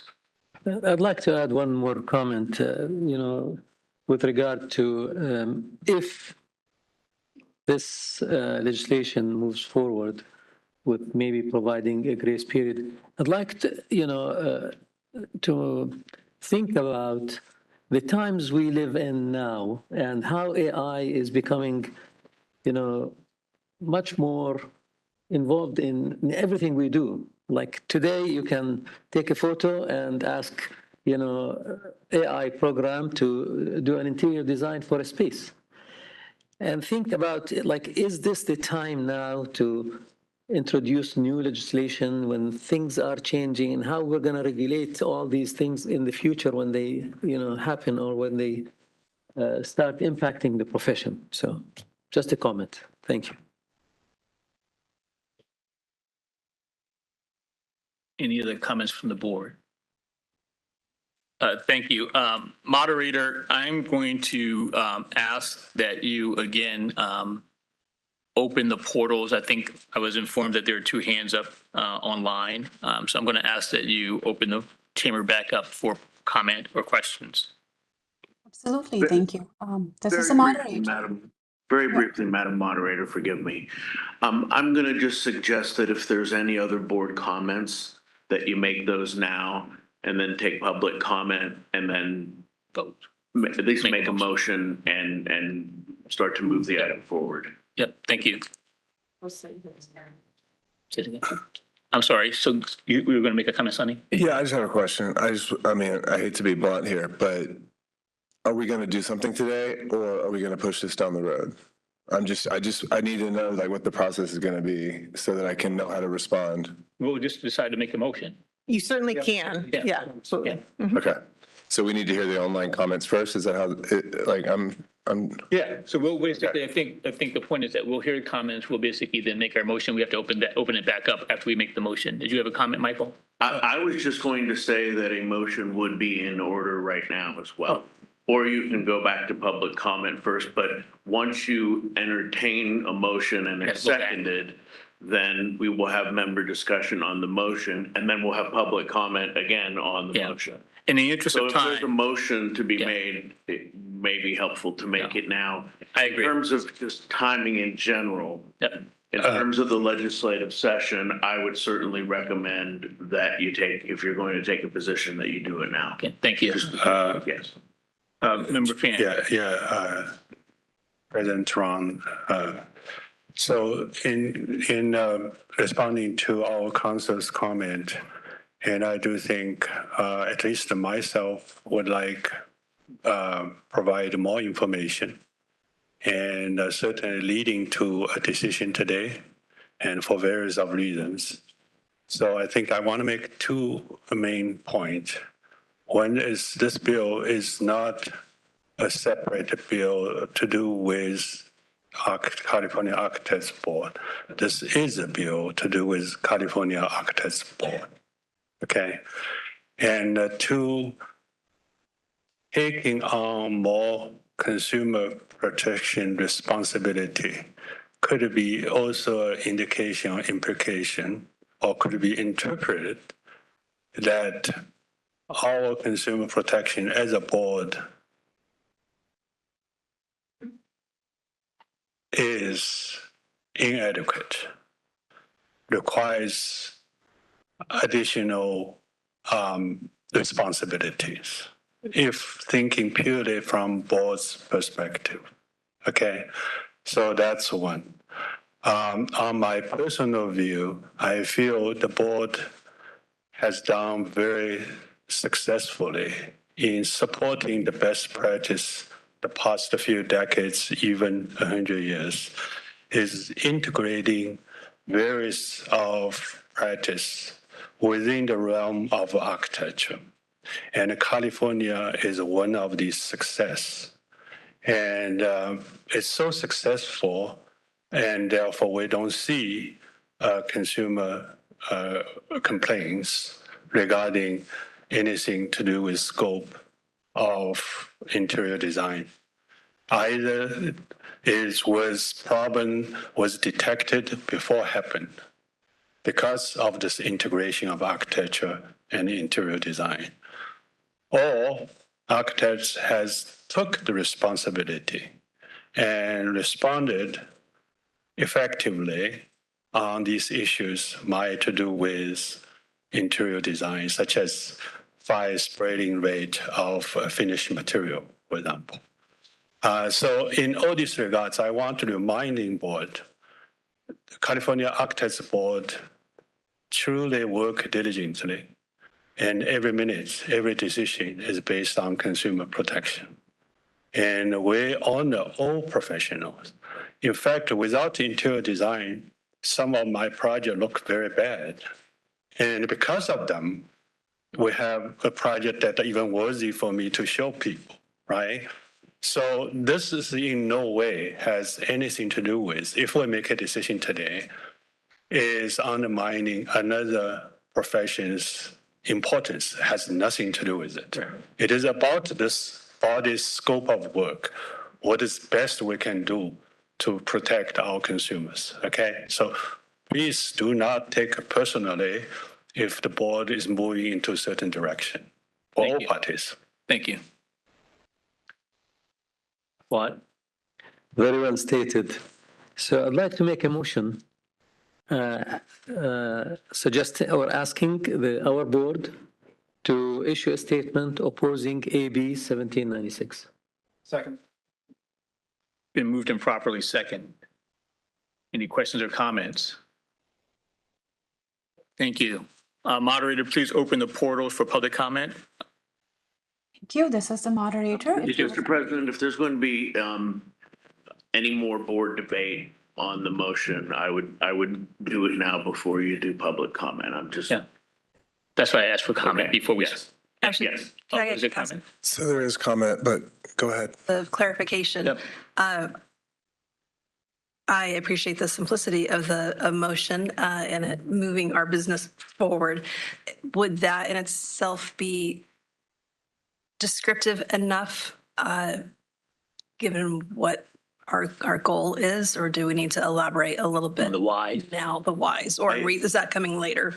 It is in terms of a motion, I think. What I interpret that motion as is a motion to take an opposed position and direct your executive officer to send That's the language. a letter expressing the board's thoughts as really is summarized by this discussion. And she'll have the benefit of hindsight and the recording to view that. But if there's any other thoughts about that, I would continue board debate and those sorts of thoughts and then take public comment and then vote. I would add, I would say it is completely sufficient as a motion and, totally up to the board as to what position they want to take. Something maybe for board members to consider is with an opposed position, is that saying that you're opposed to licensure at all for this profession? Is it, something else?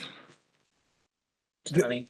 I agree with the position, the motion, but I also agree that if we send it back this simply, it will continue this conversation for decades to come.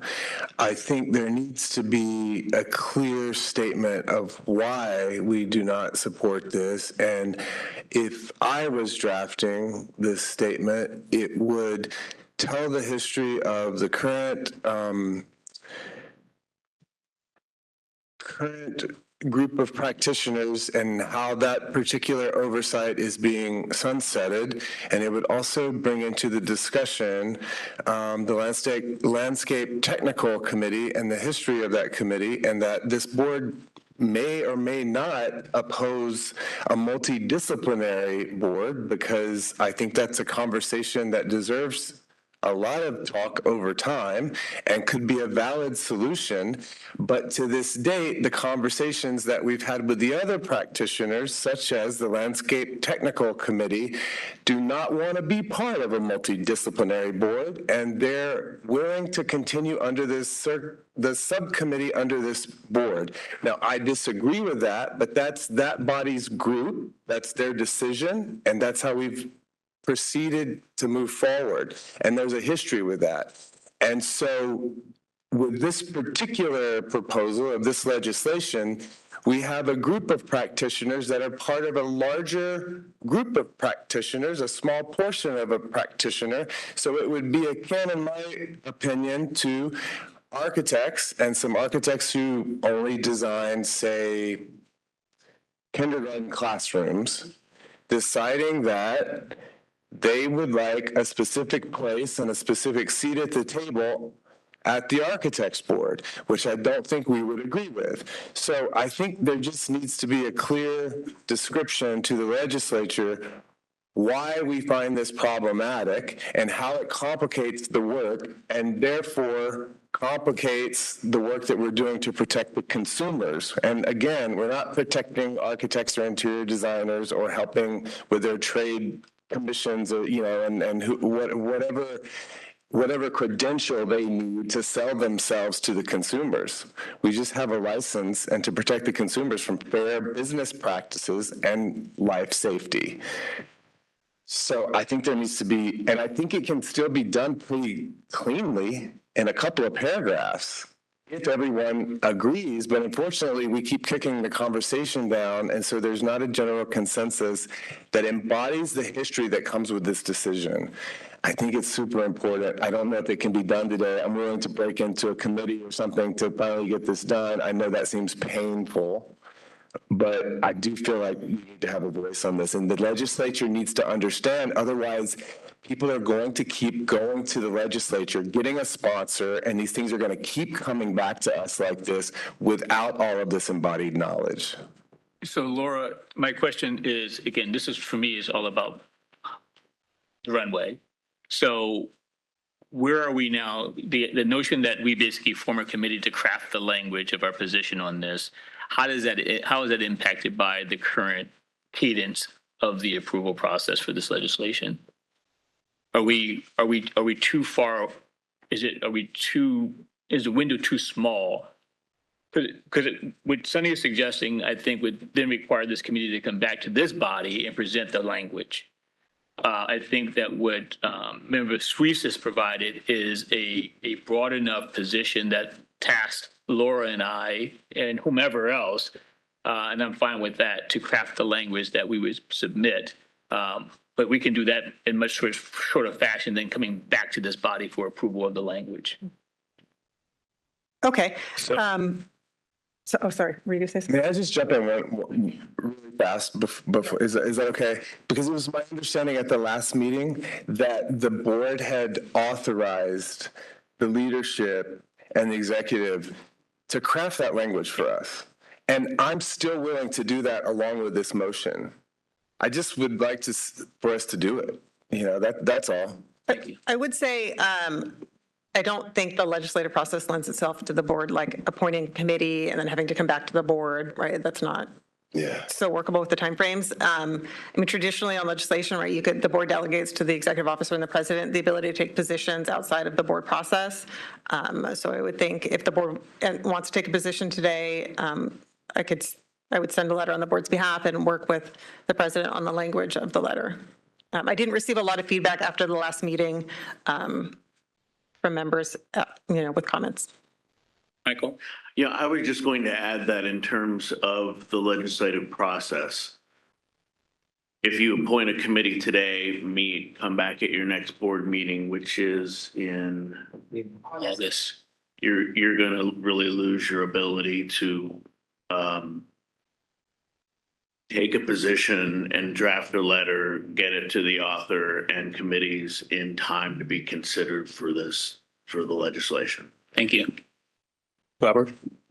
As the one who seconded Mr. Sweet's motion, I thought implicit was that you and Laura would get together and state the opposition. That way, have another committee and drag this out. So I'd oppose this longer process with more committee members. We have to trust that you'll do the job right after hearing the commentary. I'll defer to you as the one who made the motion. I have no problem revising the motion to include, provision for the chair and the executive director to draft specific language opposing AB 1796. And I repeat my second of the amended motion. I think we were already there, but we can't restate, and we would have to do an amendment to the motion, especially in a case like this. But I think we're already there. I think the motion. May I make that amendment? No, you'd have to go through a process to do that. Was to oppose. Yeah.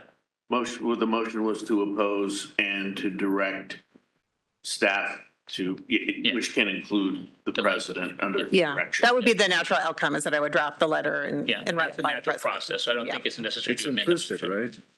Exactly. Yeah. Leonard, did you have a comment? No. So I just want to be clear, we are not fully satisfied with the current motion and the second. Yeah, So we're not going to vote down this motion. No, Okay. unless, again, we can vote it down if you have. it's No, your- I think the motion, as our counsel said, implies clearly what your, Sunny and your discussions. Again, moderator, if there's no more comment from the board, moderator, please open up the virtual portals for public comments or questions Hi, this is the moderator. regarding the motion. If you would like to make a comment regarding the motion, you may look for the raise hand icon at the bottom of your WebEx screen. And if you're a call-in public member, you may press *3 to raise your hand. I do see a couple of raised hands. I'm going to be calling you in the order your request was received. Laura, you are first one. You're going to be seeing an unmute request on your screen. Please click on that to make your comment. Thank you. Thank you. Appreciate the chance to make a follow-up comment. I think I've heard a few references to the scope of interior design that really position it as an aesthetic practice, not something that AI can do with a photo. I want to stress that's not the work of commercial interior designers. We're also not akin to a group of small architects who just practice in kindergarten classrooms. We're interior designers who practice in kindergarten and any classrooms, airports, restaurants, bars, city county buildings, offices, laundromats, any public space. So we're talking about all commercial spaces that the public interacts with that are regulated by local jurisdictions that require licensed design professionals to be able to submit and stamp plans for a permit. Those jurisdictions have a patchwork of requirements. When we talk about demonstrated harm, I'd like to kind of rephrase that as understood risk. Each one of those jurisdictions understands the risk to the public in those spaces, and that's why they layer on additional requirements. Whereas in statute, it may appear that interior designers should be able to practice independently in that scope. Jurisdictions have additional requirements. So for example, San Francisco doesn't allow any permitted interior work in a high-rise building to be submitted by anyone but an architect or an engineer. So we're restricted from what we can practice, and that is due to the understanding of risk. Our question is, should you open that work up to interior designers without a license? How should you clarify which interior designers are qualified through education, examination, and experience to do that work on behalf of their clients and the public? So I think the idea that it's not work that impacts consumers is demonstrated by the fact that right now it's often limited and interior designers are not allowed at all to submit for that work. Thank you.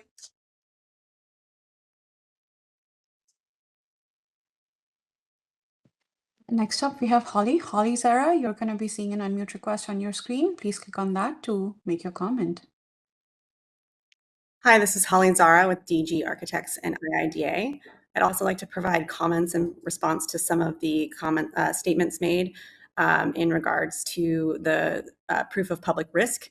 I feel that there's proof of public risk is the fact that the spaces in which interior designers work are already required to demonstrate compliance with the California Building Code in order to be considered safe for occupancy. Interior designers working within these environments make decisions that directly affect that outcome. I personally work in life science spaces and feel that that work should be under the purview of a licensed professional. Additionally, according to the National Fire Protection Association, while interior finishes and components may represent a relatively small percentage of overall building fire incidents, they account for approximately 47% of fire deaths. Interior materials, space planning, accessibility, egress, and coordination with building systems all directly impact public health, safety, and welfare. I would also like to clarify comments made regarding to the concern that this bill would prohibit current designers from continuing to practice. AB 1796 does not prevent individuals from practicing in their current capacity. Rather, it creates an opportunity for qualified professionals to pursue licensure and establish recognized standards of competency and accountability within code-regulated interior environments. It is also important to note that the current Title Act is not a practice act. The existing certification framework does not regulate the practice of interior design, establish enforceable scope protections, or provide consistent authority across jurisdictions. Any permitting or stamping privileges today are ultimately left up to the discretion of local jurisdictions and authorities. And thank you.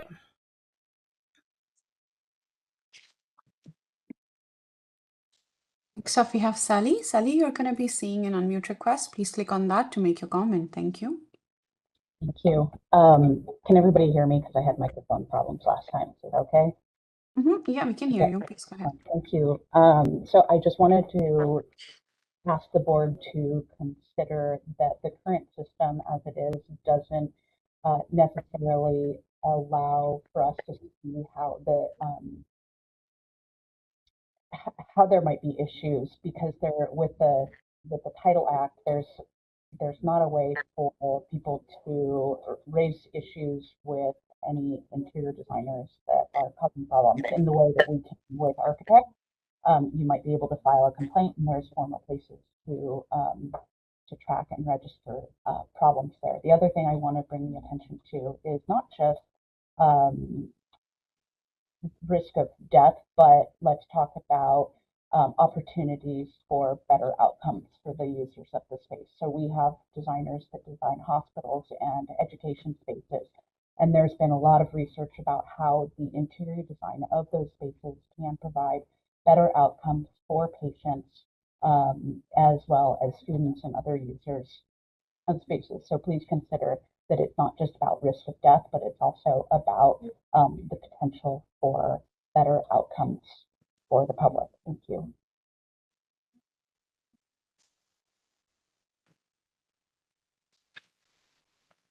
We have no other online comments. I turn the floor back to you, Mr. President. Thank you. The chair will now recognize any public comments from the chamber. Breck Ladvilti on behalf of IIDA would try to respond to some of your questions here in the time that I have. But interior design decisions are directly tied to life safety outcomes in ways that are both measurable and significant. Interior spaces content is involved in more than 15,000 fires annually in the public and high risk occupancies, especially in laboratories and elsewhere. Resulting in over 200 deaths, more than 1,000 injuries, and approximately $263 million in direct property damage each year. More importantly, while interior materials are the first ignition source in about 9% of fires, they are responsible for nearly half of all fire-related deaths and 1/5 of injuries. And we have supporting evidence of this as well we could submit to the board. Broadly speaking, I would say that we are an open book for the concerns that this board may have. An opposition position is rather significant when we're trying to discuss and help craft this bill so that we can alleviate your concerns. We want to align as much as possible to make this process easy. There is a demand for licensure for interior designers to be able to practice their work with a professional equity along with their peers. I think at the end of the day that there is a safety component, but bigger component of this is professional equity. Essentially what you're stating to folks, and I've heard from other board members that this isn't the case, but opposing this bill is essentially opposing professional equity for interior designers. And that is really what they've been asking for the past 40 years. So with that, I thank you. Amy Costa on behalf of IIDA, and I wanted to address kind of the governance structure issue that was raised by Board Member Ward. I previously worked at the Department of Finance as Chief Deputy Director of Budget, and so I actually spent quite a bit of time thinking about this structure. And I certainly recognize certain professionals want to stay within a technical committee. However, and based on conversations with staff, and would certainly defer to staff, it also creates some administrative burdens as well as some fiscal burdens by having a separate entity and a separate fund. So the idea of the multidisciplinary board was actually to help the operations as well as the fiscal health of the board by bringing in additional professionals, by allowing the discretion of having staffers work on different types of licensing and enforcement across, which you would get some efficiencies from a staff and a fiscal perspective. Thank you. Thank you.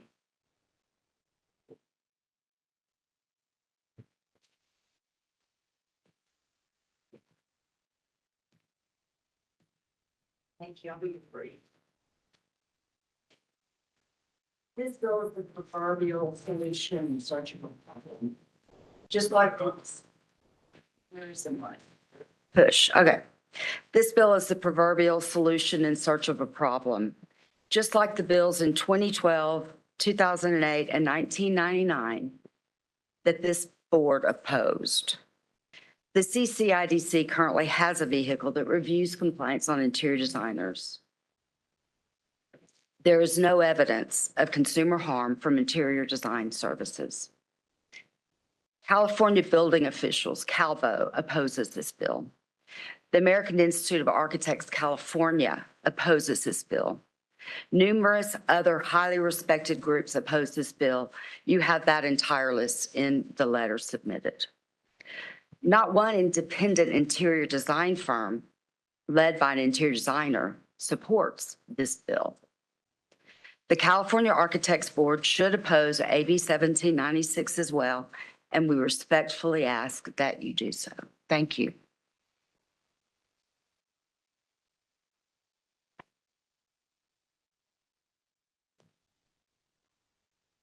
Please. Thank you. As you know, I do oppose the bill, and I appreciate the fact that you guys are willing to consider opposition of this. I think it should be pointed out that the large majority of interior designers in California are not certified interior designers, and we have a Title Act that's voluntary, and the system is working well. The stopgap measure for making sure that public safety is in check is the building officials.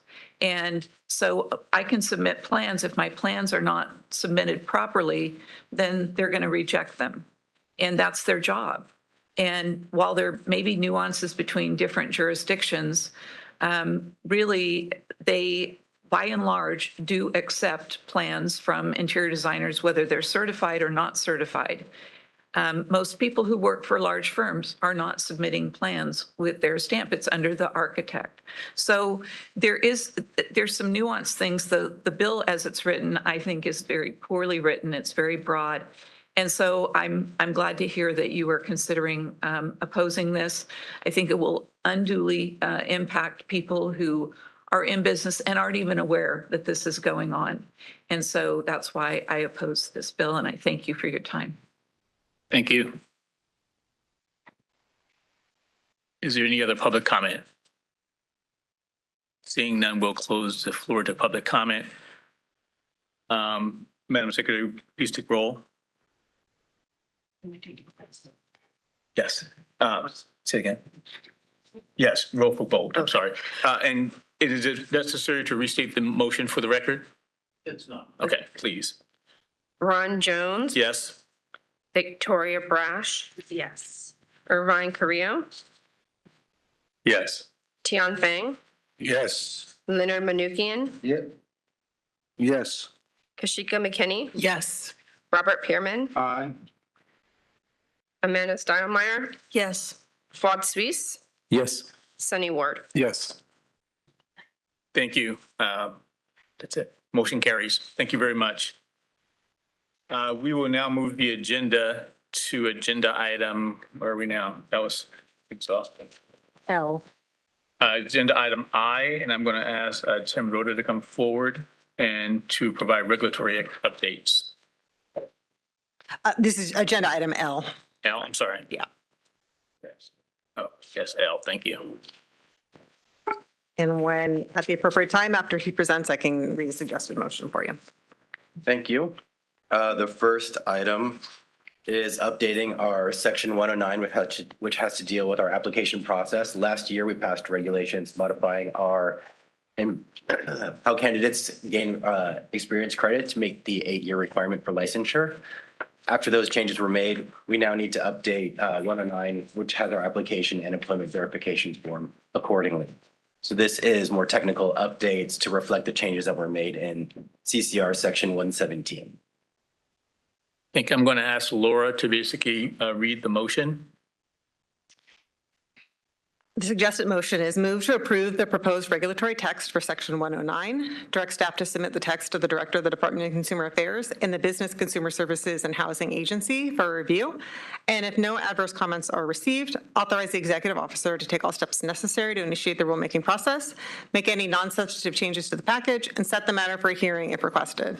If the board does not receive any comments, providing objections or adverse recommendations specifically directed at the proposed action or to the procedures followed by the board in proposing or adopting the action, direct the 45-day comment period, and no hearing is requested, then the board authorizes the executive officer to take all steps necessary to initiate the rulemaking process, make any technical or non-substantive changes to the package, and adopt the proposed regulations to Section 109 as noticed. I move the motion as stated. I second. It moved to properly second. Any comments from the board? Moderator, can you please open the portals for public comment, for virtual public comment? Hi, definitely. This is the moderator. If you would like to make a comment on this motion, you may look for the raise hand icon at the bottom of your WebEx screen. And if you're a call-in public member, you may press *3 to raise your hand. We are displaying instructions and we'll give you a moment.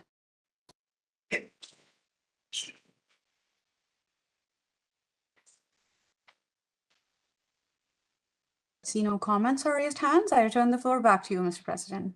Thank you very much. The chair will recognize anyone in the chambers from the public that has comments or questions.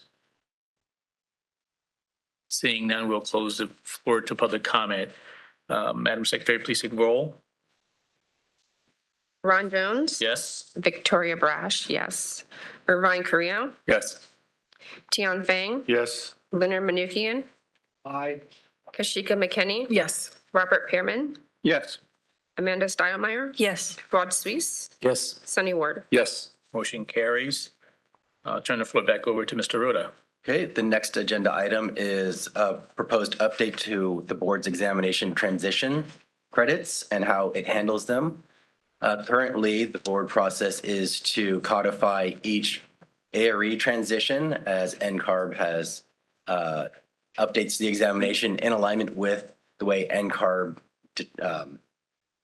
lays out the transition from the prior examination to the new examination. This has caused delays in the past and candidate confusion. I'm proposing language that we accept the NCARB proposed transition for future ARE transitions instead of having to codify each individual examination transition. We also, we do currently recognize the prior NCARB transitions from ARE 3.1 to 4.0 as NCARB has dictated. I am keeping the CALE to ARE and ARE to CALE because those are relevant to California and California-specific examinations. Thank you. Any questions or comments from the board? Moderator, can I please ask you to open up the virtual portals for public comment or questions? Absolutely. This is Sorry, thank you. I apologize. Yes, please, Laura. The suggested motion is to approve the proposed regulatory text for sections 118.5, 119.7, and 119.8. Direct staff to submit the text to the Director of the Department of Consumer Affairs and the Business Consumer Services and Housing Agency for review. And if no adverse comments are received, authorize the executive officer to take all steps necessary to initiate the rulemaking process, make any non-substantive changes to the package, and set the matter for a hearing if requested. If the board does not receive any comments, providing objections or adverse recommendations specifically directed at the proposed action or to the procedures followed by the board in proposing or adopting the action during the 45-day comment period and no hearing is requested, then the board authorizes the executive officer to take all steps necessary to initiate the rulemaking process, make any technical or non-substantive changes to the package, and adopt the proposed regulations to section 118.5, 119.7, and 119.8 as noticed. Thank you. Again, moderator, please open the virtual portals for public comments or questions. Of course, this is a moderator. If you want to have a comment on this agenda item, you may look for the raise hand icon at the bottom of your WebEx screen. And if you're a call-in public member, you may press *3 to raise your hand. We are displaying instructions and we'll give you a moment.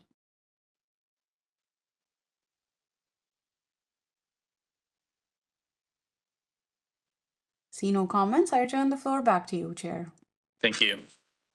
Again, the chair will recognize anyone in the public forum in the chambers that have comments or questions. Seeing none, we'll close to public comment and ask Madam Secretary to take roll on the motion. Actually, we have not had made a motion. I read this motion. I don't know that anyone, Copy that. Yeah. I was No, wondering if I didn't write it down, but yeah, I think we didn't have anyone. Yes. Is there a motion is there a motion to accept? I make a motion. I second. Thank you. Ron Jones. Yes. Victoria Brash, yes. Irvine Carrillo, Yes. Tian Feng,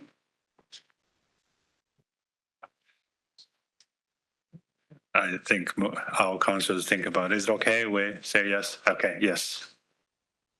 Leonard Manukian, Yes. Kashika McKinney, Yes. Robert Pearman, Yes. Amanda Steidelmeyer, Yes. Rod Suisse, Yes. Sunny Ward. Yes. Thank you. Motion carries. The next agenda item is M, reviewing future meeting dates. Thank you, Tim. Any comments? So currently our dates are scheduled for August 20th, location to be determined November 12th in Sacramento. So Laura, is the Sacramento one at the junior community? Yeah, so in November, we will likely meet at a community college where I think we have a tentative acceptance, and it's escaped me at this moment, but it is a local community college, and we'll meet on site there and have a presentation. And then LATC's meeting dates are a little bit up in the air as we're looking at the next one, so I will send those out to board members and see if we can get someone to attend. But is there any reason that our August 20th meeting wouldn't be here? Because we've already done our Southern California meeting. No, we could meet here. Yeah. You want to meet in Sacramento again? Any objection to that? It's beautiful here in August. North and south. Yes, we did south. So we do two here in Sacramento and one north, one south. Three straight in Sacramento. Right, because our Northern California on-site meeting, off-site meeting is at the community college. That doesn't count as being south. No, north. We met in Palm Desert in February. He wants it closer to So the that's our house. Southern California meeting. Yeah, so south was South Palm. We don't have, and we could also, So then I'm saying we'll be having 3 straight in Northern California. Oh, you're talking about going back and forth. I don't think that that's required, just that we do one north and one south Right. in the calendar year. I could survey you all after this and we could, That's we don't fine. have to decide. So let's leave it at to be determined. Okay, any questions or comments on agenda item M? Okay, seeing none, we will now go into closed session for agenda item N, and we will make that a working session. So we'll grab our lunch and meet at the same time. Thank you all.